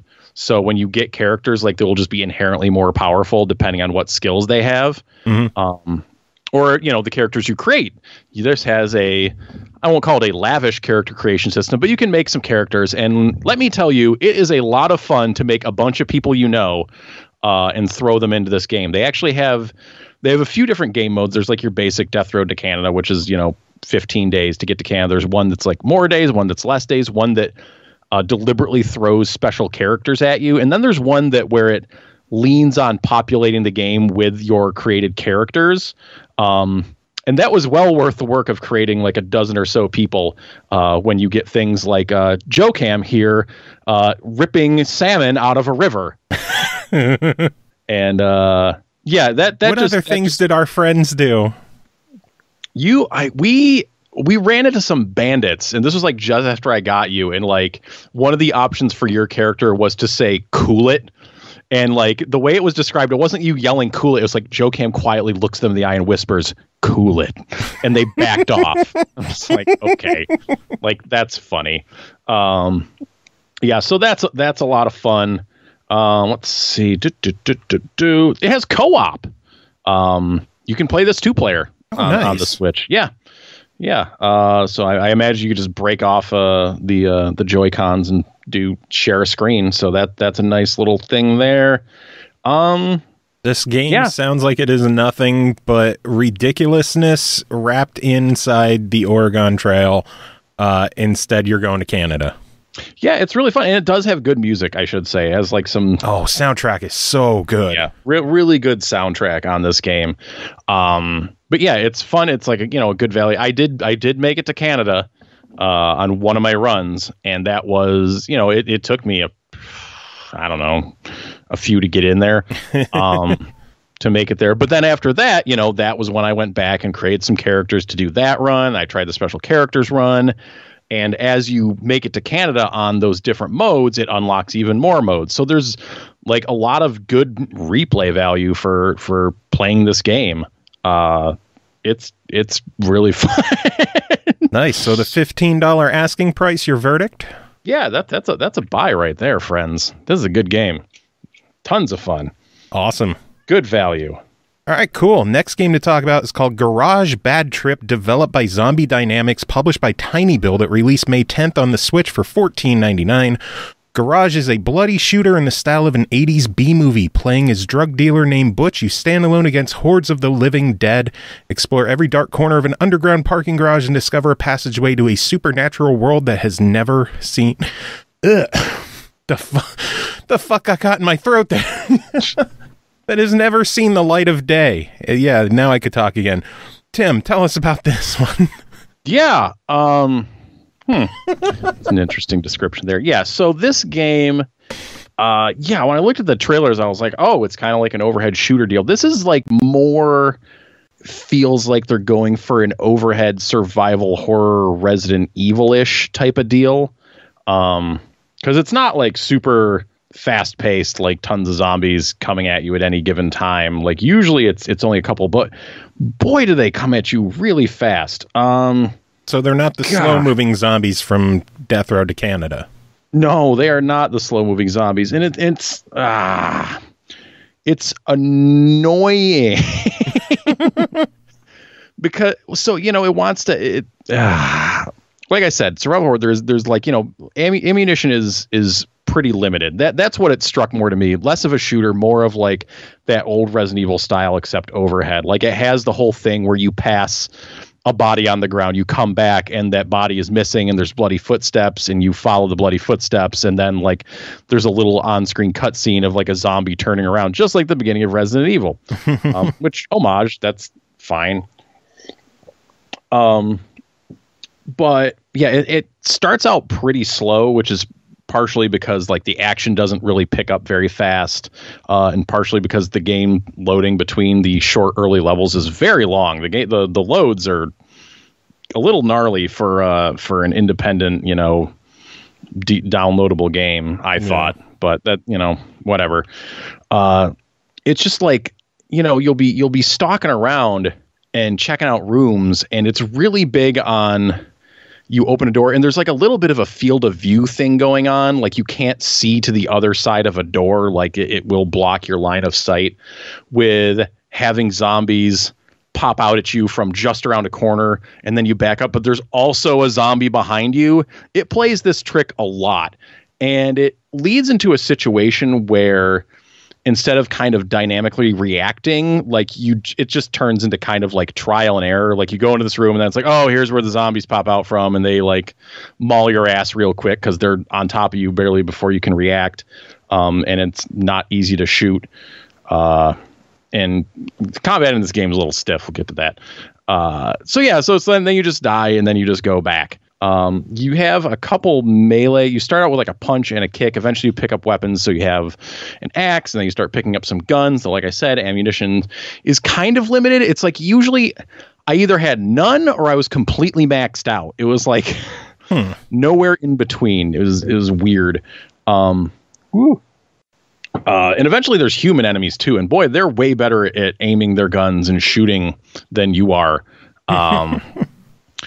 But I got to talk about these fucking rats in this game. Tell me about the rats. Tell me about the fucking rats. There's these fucking rats, and they're fucking everywhere, and they're hard to hit. Like, you can shoot them with your guns, but I think mostly they want you to kick them with your kick, except your kick motion comes out kind of slow and doesn't really have a huge hitbox on it, so it's real easy to miss these rats, these fast-ass fucking rats, and it likes to hide them in boxes, so it's like... They probably killed me more than anything in this game. They're such a pain in the ass, and I don't know why. Like, there's such a fixation on them. There's one boss in particular that in like the first, I don't know, half dozen stages you end up fighting fucking twice, who shoots out rats everywhere. And while you're fighting the boss, and like, you know, this is the point, you know, it's a boss. Okay, I'm unloading all my guns into this boss. So the boss goes down, but then there's like this swarm of fucking rats I got to deal with. And like the rats kept killing me after I killed the boss because the rats are such a pain in the ass. And you can't kill the rats during the boss because they're already hard to hit. And, you know, this isn't just me venting. This is actually kind of a problem. Like, it gets in the way of me and having fun, just to be clear. Yeah, and I was just like, what the fuck? So, yeah, that's right. The third boss is a repeat of the first boss with more health, and he also throws fucking rats. I wrote down in my notes. There's a human centipede boss. Wait, You heard me. Human centipede boss. Oh, God. What it looks like. And it does the thing where like you look at a computer monitor and you see something like just go out of sight in the next room, and then you go into the next room and then it attacks you. So it's like, it's really hitting on like a lot of, it was very reminiscent, but yeah. And then eventually, so your character is a shitbag. He's a fucking drug dealer, like in an asshole. So eventually like he finds like a radio and starts talking to some military person, and this is kind of where the conspiracy you know, there's story here and cutscenes, and you find notes like explaining the origin of this zombie outbreak and like what's going on and who's responsible and blah blah blah, much like in Resident Evil. And there's just this freaking military person you start talking to who's just he's just fucking terrible. It's just like, because your guy's like, hey, what's going on? Like, and she's like, are you gonna help me? I'm like, well, yeah, I guess. Like, but what's going on? She's like, I'm going to call you Cricket because you keep chirping like a cricket. Cricket, shut up, Cricket. And I'm just like, for fuck's sake. But, you know, you're some fucking dirtbag drug dealer. So, like, I'm already, like, not really into this main character anyways. And, you know, his writing thereon forward does not endear him to me. There's, like, a weird... At least one weird drug trip sequence where suddenly I was just bashing through the walls and fighting rats and large rats at the same time. Yeah, it was interesting. I was like, okay, this is like suddenly like Hotline Miami-ish. But like the game is very dark.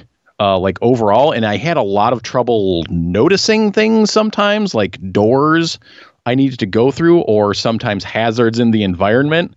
Like it wouldn't register. It's like, oh, these are things I can't step on, and then I just step on them and die. And I'm like, oh, that's there. I couldn't quite tell that it was there, or I would end up getting to a point in a level and then finding like a key or something, and then like wandering back trying to find the door, whereas the door was in the room that I was in, but I didn't quite spot it because stuff just like doesn't stand out. It's not like marked that well. I didn't have a lot of fun with this game. Like I'm like, okay, this is interesting. But then as it wore on, it's just like, I'm dying, you know, it's a lot of trial and error to make progress. Like the shooting doesn't feel good. The rats are super fucking annoying. I really cannot stress that enough, how much I hate the rats in this game. the rats get a far lower rating than the game itself. The rats are just ass. And we should point out that you're not someone who is who's new to survival horror style games, considering you've made movies about survival horror games. Yes. Have you ever plugged those on the show? Nah. We'll get to that. Fuck them. Nah. Yeah, I may have made a movie based on Resident Evil. Though I was talking to whatever. This is a total tangent. So yeah, like I am fine with that, but it's like the game just seems to be at odds with itself. Like it can't. There's no like there's a nice deliberate pace to like those Resident Evil games where it's like you can identify the zombies, you can kind of decide what you want to do with them. But then sometimes there's going to be those moments where the dog jumps through the proverbial window. Whereas in this game, the dog is always jumping through the window. And just rushing at you. Like it's like, well, there's probably zombies in this room. Then you open the door and then it's like, okay, one comes from either side and they're coming very fast. It's just like, okay, I can, but you know, so then it's like I die and I come back. It's like, okay, well, I'm just going to push this door open. I'm going to kill the one that's running up from behind me. And then I'm going to get the two as they fumble their way with their pathing through the door. And it just, that just didn't end up being fun. And then it's like, once you start like running into areas where there's more of like these, you know, government corporate soldier guys, it just like really took a nosedive because they will just fucking smoke your ass so fast. So when they catch it seems like you. The rats suck and it could use a lot more balancing and light. Yeah, or it's not even necessarily light, but just like to make things stand out in the environment. Like the doors especially. Like other things, it's like, okay, like I can blame myself for the hazard, but it's just like the door, you know, I'm just wasting time because I'm not recognizing things. And maybe I'm an idiot, but maybe I'm not. Half and half, I guess. But $15 on this one. What is your verdict? No, sir. Damn. I don't like it. I thought it looked awesome, too. I thought it looked cool. Like it, it's just like it just doesn't really come together. Is it salvageable with some fine tuning and some patching? Maybe. We'll have to see. But cool. Well, I don't know. Maybe if there's any.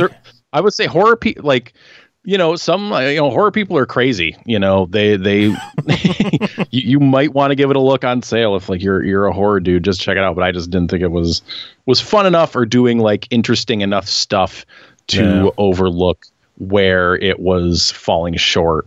You know, it's like what was that fucking game? Rule of Rose. That's a really weird ass game that does not play very well. That has lots of problems, but it's so weird, like with its story and what's going on, that there's something there to latch onto. And this is just like the what's going on is cliche, and the playing of it is not a lot of fun. So, meh.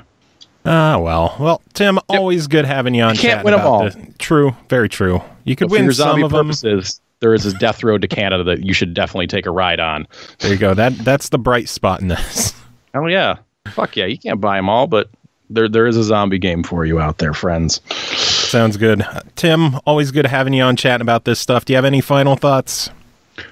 Oh, man, I was trying to think of like a good zombie joke earlier today, and I just couldn't leverage my brain enough to like come up with it, to like put it together. I'm like, they're both zombie games, and I just, if you just put more emphasis on brain, it would have worked. The part where I plug the fact that that you can still purchase such movies as silent horror and resident horror at xstrakestudios.com. All right, next game to talk about is called Raging Justice, developed by Makin Games, published by Team17, released May 8th on Xbox One, PS4, Switch, PC, Mac for $14.99. The city is in chaos with crime and corruption around every corner. It's all down to a team of hard-hitting, justice-seeking mavericks to clean up the streets with some tough justice. Raging Justice is a classic beat-em-up dragged kicking and screaming into the 21st century. Checking this one out. Jacob Garner, how are you doing? I'm doing okay. I don't care at all. Oh, no. Man. Come on. You don't think the listeners need to hear about how my account with Amazon got flagged for fraud? And you had to save my ass just so I could get the friggin' Disney Afternoon collection, because God forbid I should be able to play that according to Amazon. Okay, take a minute and tell us about your Amazon hassles, because I've had mine in the past as well. They're always fun. Well, I had a temp job at a local college, and during the downtime while I was there, God forbid I have the audacity to order Mother's Day gifts for my wife. You son of a bitch. And while I'm at it, you know, Amazon's having their Xbox sale right now. And the only thing that I'm really after is the Disney Afternoon collection, which was like, what, it was $8? How dare you, sir? Yeah. So I tried to order it and everything's going okay. And then like 3 hours later, I'm looking over my Amazon stuff because I'm like, usually they send some sort of like, you know, oh, well, you shipped your crap, because my order really wasn't that, you know, crazy. And then I find out that they've canceled it because they think it's not me. Scoundrels. Which I'm just like, okay, that's weird. So I'm on with Amazon's customer service, and they're just like, oh, well, you know, it must be because you're at a different place. Just go ahead and put it on through again. So I do that, and it gets canceled immediately. Like, again, like I had just done exactly what they told me to do, and they cancel it again because they think I'm not who I say I am. See, I'll tell you your mistake. You should have stayed on chat while you placed the order, and as soon as it got canceled, be like, hey, you guys just canceled it again. What's going on? Well, hold on. It gets better. So later that evening, I'm on Amazon chat, and the guy's just like, oh, yeah, it's because you did it within like the 5-hour window of like our fraud department telling you not to do it. And I'm like, when did the fraud department tell me not to do it? And he's like, well, you should have an email. And I'm like, I don't have any emails from you saying this. The guy who stole your account got those emails, by the way. Yeah, of course. And so he's just like, all right, well, just try it again in the morning, because then you'll definitely be past like their little 5-hour block or whatever. Mm-hmm. So at 7:45, which I'm supposed to leave for work at 8, I place the order again, and I get to work, and I've been informed it's been canceled once again. And not only that, my account will possibly get closed or locked for a period of time because I've ordered a sale item far too many times. A sale item that I have not received, cannot receive, because they keep canceling my fucking order. And they're just like, well, if you think you've received this email in error, please write to us. And so I write like a very strongly worded email, you know, full of hithertos and all that kind of stuff. Dear sirs and or madams. All right. Yeah. And so I don't hear shit from their fraud department again about this.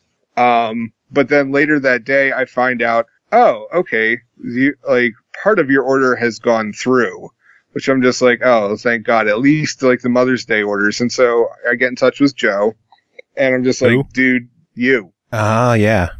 Yes, the hero of this story. And I'm like, they're not letting me fucking have the Disney Afternoon thing. Would you please just buy it for me and I'll pay you the money? Which, of course, Joe did. Then like because, 4 minutes later, before we even worked out an agreement, I'm just like, here, give me $8.50 and pasted a code. You asshole. Thank you. And so after I get that, I'm just like, great, that's fantastic. So within the next 24 hours, all of a sudden I get these emails from Amazon saying, your item has shipped. Your item has shipped. Your item has shipped. And I'm just like, oh, fuck. So all these items that fraud had, like, you know, oh, well, we're just going to cancel your order. All of a sudden, they're now just like, yeah, okay, all this shit can go through. So I'm now sitting on 3 orders of my wife's fucking Mother's Day gifts. They're all, like, I'm staring at the fucking boxes right now. None of them have been opened. Oh, my God. How many Disney Afternoon codes are you sitting on? 0. Oh, good. 0, because the little fucks would put everything, all the physical items through, but the digital ones, oh no, fuck this guy. He's not allowed to have any. I'm literally sitting on 0. When I look at my Amazon account for my canceled orders, there is 3 orders of this fucking Disney Afternoon thing. None of them are allowed to go through. They didn't even be like, yo, hey, do you still need this thing? No, fuck this guy. We're going to cancel his account with Amazon if he tries to order it again. Well, I do agree with the whole fuck this guy thing. Well, yeah, that's fair, but Yeah. you know. So that was a really minute-long story. Yeah, and now I'm going to have to send back two of these damn boxes on Monday. Cool. So Raging Justice, developed by Makin Games, published by Team17. I figure I should go through all the info again since you took so goddamn long with that story. But tell us about Raging Justice. So it's a side-scrolling beat-em-up along the lines of Streets of Rage, Final Fight, any of those kind of games from way back in the day. And the best way to describe it is Streets of Rage with the graphics of a Robot Chicken episode. It looks phenomenal. And it looked great on your TV. It looks great on my TV. I just can't get over the character models. They're gorgeous. And it's just a very distinct look. And it plays like the old Streets of Rage games, Streets of Rage, Final Fight, that kind of, that kind of beat 'em up look.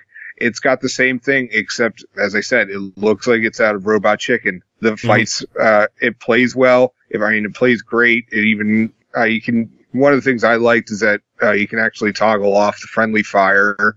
Cause I know we were having that issue when we were playing over at your house. Yeah, we were just beating the shit out of each other. Actually, it was really just Joe beating the shit out of me. Yeah. Was it intentional or not? We'll never know. But it wasn't. Actually, yeah, I know. No, I think it was intentional because you're a dick. But anyways, one of the things that I really like about it is that each level has its own missions, and so you have all the objectives that you need to be able to do. You still win whether as long as you beat everybody across the screen, but you get bonuses for doing certain things, like you arrest certain people with outstanding warrants. You beat the level in such amount of time. You use a certain weapon to defeat X amount of bad guys, that kind of stuff, which I thought was really neat. And it certainly adds a new dimension to the gameplay, but my only problem with it is that it seemed like some of it was random. And remember Mercenary Kings? Mm-hmm.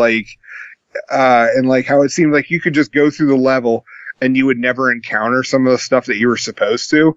I kind of felt that, when I was playing it, Raging Justice kind of had the same thing. It's entirely possible that I was just too busy kicking the shit out of people to notice certain things. But when I was looking for the people with warrants, they wouldn't be there, or it didn't seem like they were there. So I don't know if I was just, as I said, if I was just too busy beating up on people to catch their names quick enough. But usually it would warn you if somebody had a warrant out for their arrest. Yeah, they would show up on the screen with a red border flashing on them. Right. And I remember one level that I was playing through it, I had 4 different people with warrants, but I only came across one of them. So, yeah, so I don't know if that's a glitch or if that's intentional. Or maybe you just weren't paying attention. I don't know. Yeah. Well, yeah, there's that too. You can't even properly order a game off Amazon. So clearly there's issues with you. God. Yeah. None of the other 3 just don't show up and I get accused of fraud. You fraudulently beat up the one. So I know the game is really awesome. We did an interview on the last episode. Did you have any negatives with the game? Because I thought it was really, really awesome. I thought the missions themselves, if anything, those might be a negative because some of them were so damn hard to actually accomplish. And then the whole arresting people thing, I could never figure out the best way to beat someone up just enough to stun them so you could arrest them, but not kill them. Yeah, that's that the whole mission thing and how random and at times difficult it seemed to be. That is a negative about it. It's a plus and a negative. It's because it's a really cool idea for it, but at the same time, it does seem random, possibly glitchy, possibly user error. the other thing was, because when we were playing together, I know we definitely had issues trying to figure out, first off, just how to arrest people, because I don't remember the game actually explaining that. And it seemed to be like a random discovery by you on how to actually arrest people. But even then, like, I'll be fair, that might have been because when I first started up the game by myself, it did have a tutorial at the very beginning. When we played together, it kind of skipped that because I already played it. So it's a good chance that I'm the reason you didn't see the tutorial stuff if it never showed up when you played it. Yeah, I don't have one because it just says continue. All right, yeah, I fucked that up for you then. That's not fault of the game. That's on me. It does have a tutorial. The first time you play it, it does have a tutorial. Like, you have to press the B button to arrest people and, you know, picking up things and throwing them. So that shit is there. It's just I ruined it for you. Joe fucked something up again. Way to go. Hey, where'd you get your game code? Through you. Yeah, goddamn right. So, yeah. Oh, crud. I took away your negative. Well, we were discussing, like, the randomness of that and, the arresting thing. Yeah, so it doesn't really make it clear how to do it. With the arresting thing, usually there is an objective for how many people you are supposed to arrest. And so if, you know, the game doesn't exactly make clear what's the best way to make arresting people happen, or if that's just a random thing in itself, then, you know, it makes it one of the objectives hard to do. Yeah. So, you know, that is a negative as well. But it's something I can see being easily improved upon with like a game update. So yeah. It's not game breaking. It's just, you know, relatively annoying. Yeah.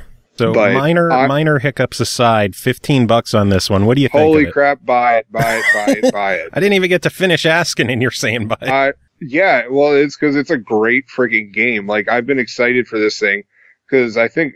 I mean, did you know about it before I was like begging you for us to review it? Yes. Oh, you didn't? Okay, well, fuck you. I know everything. Fair, but I get press emails. Haha. Oh, well, you know, I saw Facebook ads for this thing and I was just super psyched about it. I was like, Joe, please, I want to review this thing for the podcast. And he was like, I guess. If it'll shut your bitch ass up. And so, yeah, like, I've been excited since I first saw the videos for it. And it's, you know, it meets the hype. Like, I'm really excited about it. I've been recommending it to my friends that I used to play Streets of Rage with back in college. So, hopefully they're all going to buy it as well. But if you're a big fan of Final Fight, Streets of Rage, Golden Axe, those kinds of games, holy crap, buy this thing. Like, cool. You will not be disappointed. I know I'm not disappointed. I'm having a blast with the game. I definitely agree. $15. If you enjoy the visual style, I've been saying I think this is going to be like a love it or hate it kind of visual style. If you dig it, you're going to love this game. Yeah, and I think it's on sale this week. I think it's like a 10% off, the $15 just for, launch week. So, yeah. So chop. Yeah, so you could save those pennies and buy Disney Afternoon Collection and have your, you know, account, you know, marked for fraud. Oh, God. We could only hope. Well, Jacob, always good having you on chatting about this stuff. Do you have any final thoughts to sum it up? No, not really. I'm just going to go back to bed. All right, back to us. Next game to talk about is called Rocket Wars, developed by Archon Interactive, published by Rooftop Panda, released May 9th on Xbox One, PS4, Steam, and Windows 10 for $14.99. Rocket Wars is a fast-paced local multiplayer game for up to 4 players. Game features crazy weapons, lots of power-ups, and several game modes. Rocket Wars is designed to be a party game you can play with any of your friends when you hang out and need to determine who is superior. Cole, tell us about this one. I mean, you kind of did it, and I'm done here, so cool. Bye. So for 15... What is this game? Okay. So this game is exactly everything you said. There isn't any kind of story to go through. There's no single player aspect of it. It's just a party game. It's very simplistic. You have a circle, which is your battle arena, and there is a sun in the middle, and you do have to deal with gravitational pull, all the ships trying to pull you into that sun. Meanwhile, you are fighting with up to 4 players in the arena at once, so yourself and 3 friends or 3 AI or any combination thereof. I played it exclusively with AI because nobody would play with me this time, and I was sad. You have family members. I know it, and they were all like, "No, we're busy. We don't want to play this one." I was like, "Okay, well, bye." Then you know what? When it was dinner time, you should have been like, "Oh, I would have made dinner, but it's so busy, and I have things to do." You're on your own today.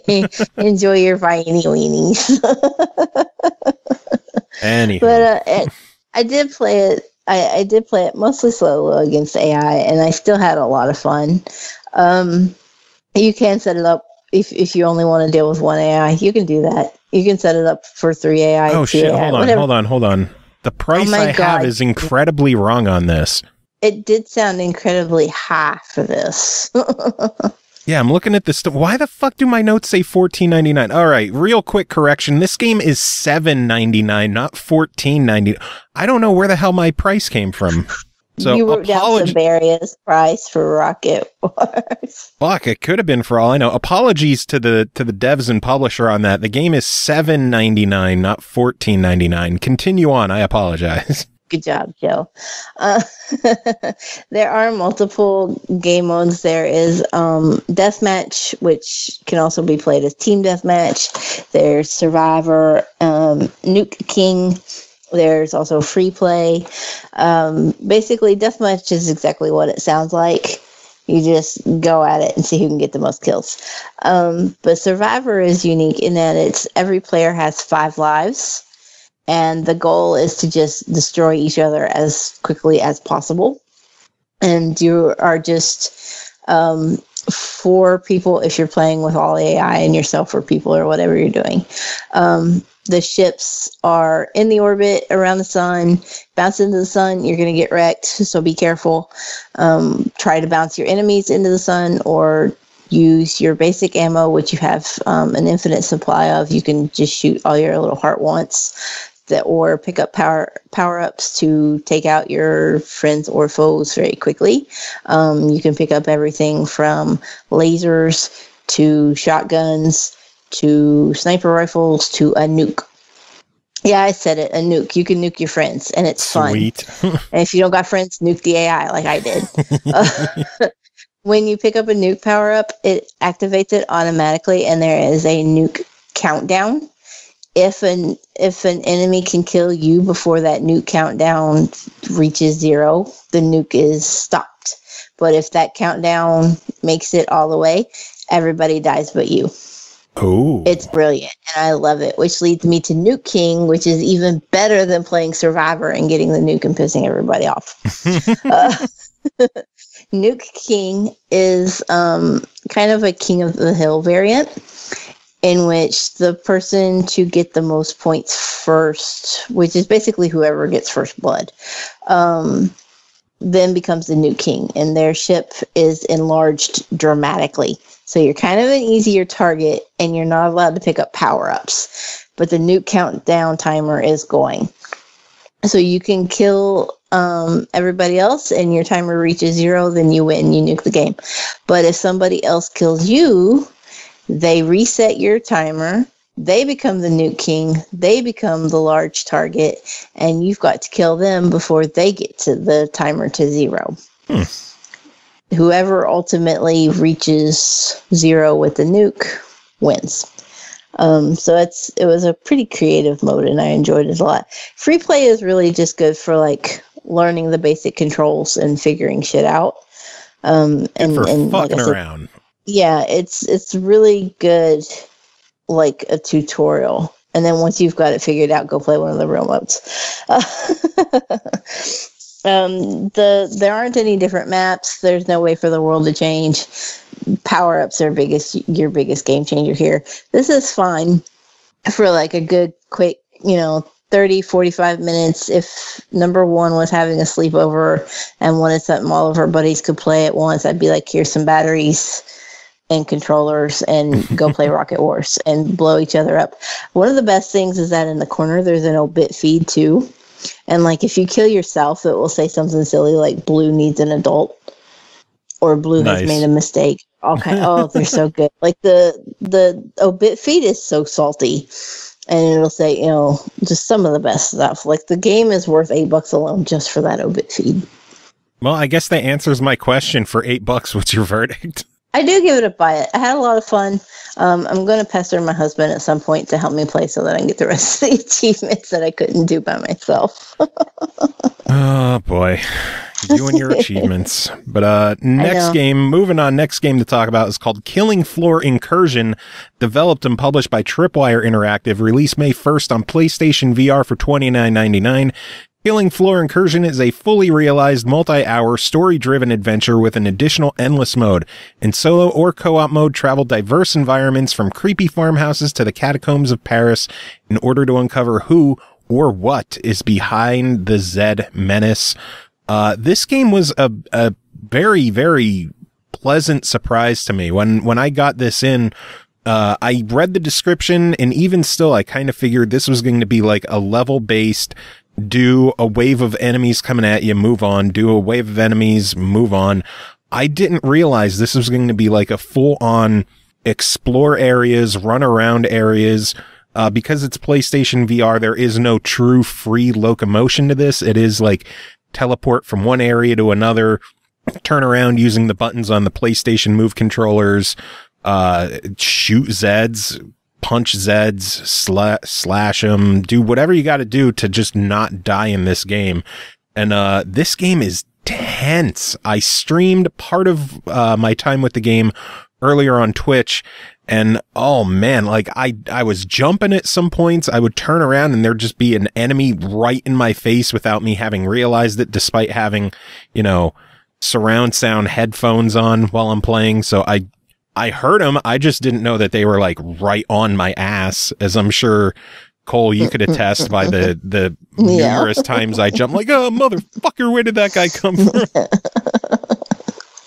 Number 3 was running around. I just had to randomly like reach over and keep knocking the volume down because you'd shout out when something got you. And I was like, kid in the room. Yeah. See, you should have messaged me and said like, hey, watch the language. I would have been like, I don't give a fuck. That scared the shit out of me. I don't give a fuck either. I don't even curb my own language, so. That's horrible to do. That's just fucked up. How the fuck could you do shit like that? But fuck up there. Anyway, this is like a true legitimate story mode to the game. You start off, the beginning point of a level, and it's not just a wave of enemies come at you. You have to teleport through these areas, down these pathways, find either health or weapon or ammo pickups along the way. You could find grenades as well. Take out enemies as they come at you. It's not always going to be like a wave of enemies is coming. Like there'll just be enemies pop up that you're going to have to take out as you're going through. Tracking in the game for the most part seemed pretty solid. Shooting enemies I thought was, fairly intuitive. There's no laser sight on the gun, so you are going to have to actually aim at things, which isn't that bad of a deal. It seems to be pretty forgiving with aiming, where I would get headshots when I didn't think I was anywhere close to them. So the game is pretty forgiving in that respect. Attaching and removing weapons from your body, I had a significant issue with, and it might just be because I'm a fatty fat, but you have a holster where your guns are on the front of your body. You also have a flashlight on the front of your body. And then you have knives or longer weapons like shotguns that you could keep behind you that, if you're familiar with Leonardo from the Ninja Turtles, you would just reach behind you and grab them. I couldn't get these fucking knives or these guns to stay attached to me when I put them on for the life of me. Constantly, I would put the controller next to me and let go of the button so it would attach to me and it would just fall on the ground. I would look down, I would look and stare, and I would see that it's highlighted, and I would let go of the button, and it would drop to the fucking ground. And I don't know if that's an issue with the game, or if it's an issue with the PlayStation VR tracking, which I've gone into many times how the tracking with the PSVR is kind of shit, or if it's just because I'm a fatty fat. But I couldn't get these weapons to stay attached to me for the life of me. Thankfully, if you drop them on the ground, a couple of seconds later, they will automatically teleport back to your person. But it was still frustrating when I would try to reach for a gun that wasn't there because I had to drop it on the ground because it wouldn't stick to me when I tried to grab a knife or pick up a grenade or something. And it got a little bit frustrating. Another bit of frustration is pretty much due to the movement. When you move somewhere, you have to teleport from area to area, which, okay, I've done that in a lot of VR games. The issue is once you teleport somewhere, they have whatever their system in the game is to prevent you from going insane, is you can't just rapidly teleport from place to place. You have to let it kind of recharge. So if you teleport somewhere and then you immediately try to teleport again, you'll see the circle where you could teleport just slowly move forward, as in like, oh, well, it's recharging. So I can go here or there, and you have to wait, which, when you're exploring isn't that big of a deal, but when there's a shitload of enemies coming after you and you got to get the fuck out of the way, you can't always just get the fuck out of the way when you really, really need to. Yeah. On the bright side, there is an endless mode to the game, where it just kind of drops you an arena. You just take out Zeds as they come at you. My score in that was pitiful. I looked at like the top scores and they were like 43,000, shit like that. I think I had like 180, something ridiculous. I played it a few more times and I couldn't even match that score. That's how bad I am. A lot of that comes down to my last big gripe with this game, and that is the complexity of the controls. The game requires 2 move controllers, so you're going to have those. Each of the face buttons on each of the controllers has different commands, whether one is to open up the little wrist pop-up thing that helps you find, track down weapons, or you could go back to the main menu, check settings, stuff like that. Certain buttons are to pick up weapons. Other buttons are to put down weapons. Another button is to change how you're holding a knife from, holding it like you're going to slash to hold it that you're going to throw it. Another button is to obviously pull the trigger. Another button is to teleport, but only on the one controller. You could turn left and right, but only on the other controller. In the heat of the moment when you're trying to get shit done, it is very, very easy to hit the wrong things and have it cost you big time. Other than that, it sounds like VR version of tank controls. Kind of, but VR games, they have a learning curve to begin with when it comes to games like this. I would imagine people who've played a lot of VR stuff and routinely play games with a more open style of exploration instead of, stationary shooting galleries. I'd imagine they would get the hang of it. As I played it more, I got the hang of it quicker and easier. But when you're first starting out, there is a definite learning curve to remembering which buttons do which. And instead of going to grab and pick up a gun where you instead teleport halfway across the room behind you for some reason. Best of all, there is online co-op. So if you don't want to play by yourself, just jump online, find a rando to play with, and have some fun. I did a couple of arena games with randoms, and those were really fun. I sucked. I drugged them down. I felt horrible, but I still laughed the entire time. $30 on this one. I'm honestly surprised it's this cheap. Wow. Killing Floor itself is a $40 game, so I was expecting a VR version to be equal, if not more. But for what's there, $30 on this one with the full-sized campaign, the online co-op, the arena shooter, it's absolutely buy it. This is probably one of the highlights of VR that I've played on the show. Despite all the gripes I have with it, a lot of it comes down to probably me being a fatty fat, and then just learning the intricacies of the controls in the game. But it is definitely worth picking up for $30. Nice. One final game to talk about tonight is called Through the Woods, developed by Antagonist, published by 1C Company. It released May 2nd on Xbox One, May 8th on PS4 for $19.99. Through the Woods is a third-person Norse horror adventure. Oh, now I see why you wanted to cover this one. Horror. Set in a forest on the western shores of Norway that tells the story of a mother and her missing son. Kool, tell us about it. So I was originally supposed to review Through the Woods on Steam a while ago, and I couldn't get my PC to run it because it's a stack of shit. And so since I played it on Xbox, I'm really excited to come to Xbox, and I just wanted to talk about it. It is basically like you explained. We start off the game.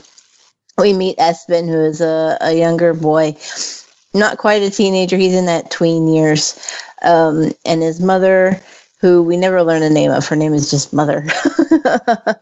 They are Mama. on an island in Norway, and they're at this cabin. The mother works very hard. She's very honest in the beginning in her narration. She explains that, when her son was born, she didn't love him. She had to grow to love him. It was not a love at first sight thing. She didn't even like the kid. Which is kind of an honest take in a game about motherhood that we don't typically see. And so I was kind of intrigued by that. She explains that she works long hours. She says that her husband did something and hurt her and hurt Espen, and they were no longer together. And so there's this huge air of mystery set up about, what's happened to lead them to this place where she is a single mother with this young boy in the woods. She complains that she has to work long hours, and Espen's not happy because she works into the night and therefore has to sleep during the day, and they don't get to spend a lot of time together. So they're in the woods, they're bonding, but she does have to work. The next morning, after all of this is set up, Espen is kidnapped while on the pier next to the house. And so, being the mother, she goes after her son. And the entire journey of the game is going through the woods and experiencing the fears of what's actually in the woods, as well as seeing it blended with Norwegian folklore. Oh, nice. So we have intense stories of battling trolls and mysterious, beings who kidnap children, and it's all folded in and filled out in the game with pieces of lore that are littered about the world that you have to find. So this does take on a walk exploration kind of aspect.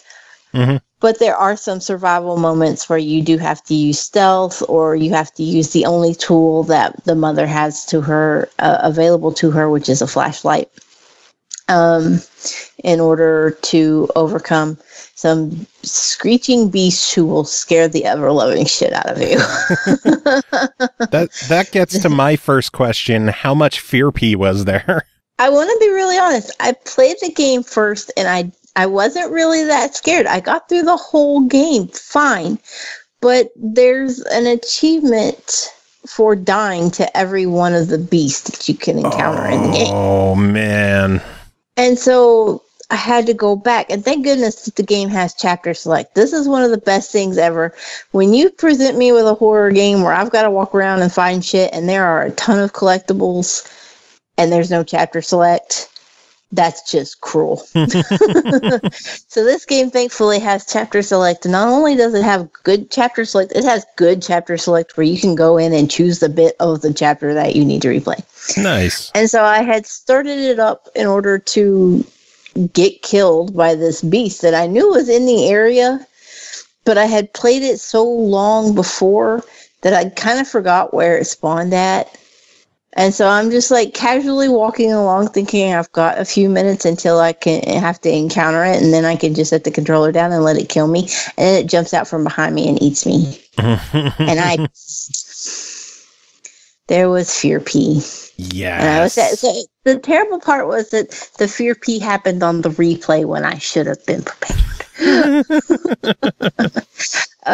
It's not all, fantastic. The game looks great. And for the most part, it plays really well because it's mostly just walking and interacting with objects and finding collectibles and not dying. Which, is simple enough.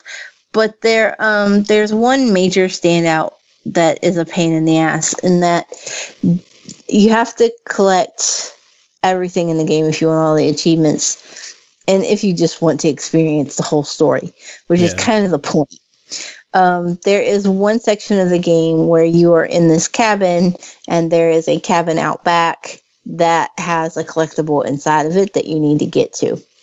Even if you don't know that there's a collectible inside of it, there's a building with a lock and it's a game. You want in that door. So you have to find the combination in the cabin. If you could pick up all of the collectibles that are around it, but there's a piece of paper on the desk with the combination for that lock. That's a collectible that you need to pick up to complete the game. Oh, man. And you can't interact with it. It's glitched. Now, oh, man. For the grace of all that shines in the sky, you can maneuver the camera around to read the numbers if you've got a big enough TV, which is what I did. And I was able to get the lock open, but I don't have the completion in the game because of that one collectible. Man, that's shit. Hopefully that's something that's being worked on, at least. I do know that it has been passed on to the devs, but it is just, a shame that even if you're not going for the achievement, if you're just one of those people that wants to collect everything, or you're not able to see those numbers and don't have access at the time to Google or whatever for somebody to tell you what those numbers are, you could get stuck and not be able to progress, which is a shame because the rest of the game is really good. And the ending isn't scary. The game does take more of like a psychological thriller aspect, which I have mentioned a million times on the show is my favorite. Mm-hmm. I love games and stories that will just fuck your brain. And this does. And the ending just left me sitting there with my jaw on the floor like, that happened. That's a thing. That's where this goes. It was a really satisfying payoff. And that's where that goes. That's where it goes. And then, it's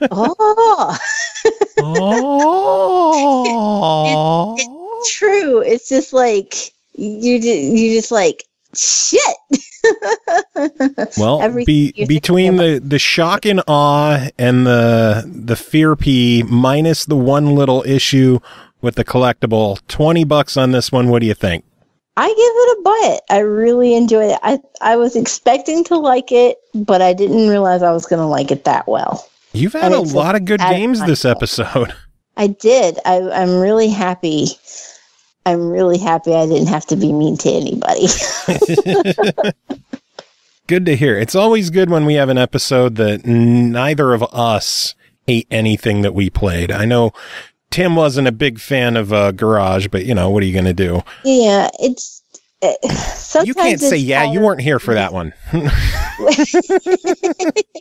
I was agreeing in general. Just that sometimes it gets tiring to be the bitch that has to be like, no, this game wasn't that great. Yeah, save those for XGR. Today I enjoyed all my shit, and I'm happy. I had a good week playing games and got to play shit I enjoyed. Good stuff. Good games, good guest on the show. I'd say this was a successful episode of the SML podcast.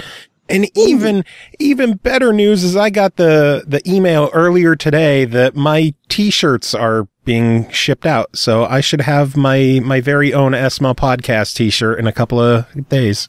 Hooray! And then you'll have one a couple of days later. Yeah, I gotta pay you. And then everyone else listening probably won't have one because I posted on Twitter about it and nobody replied. That's Twitter. Yeah, what are you going to do?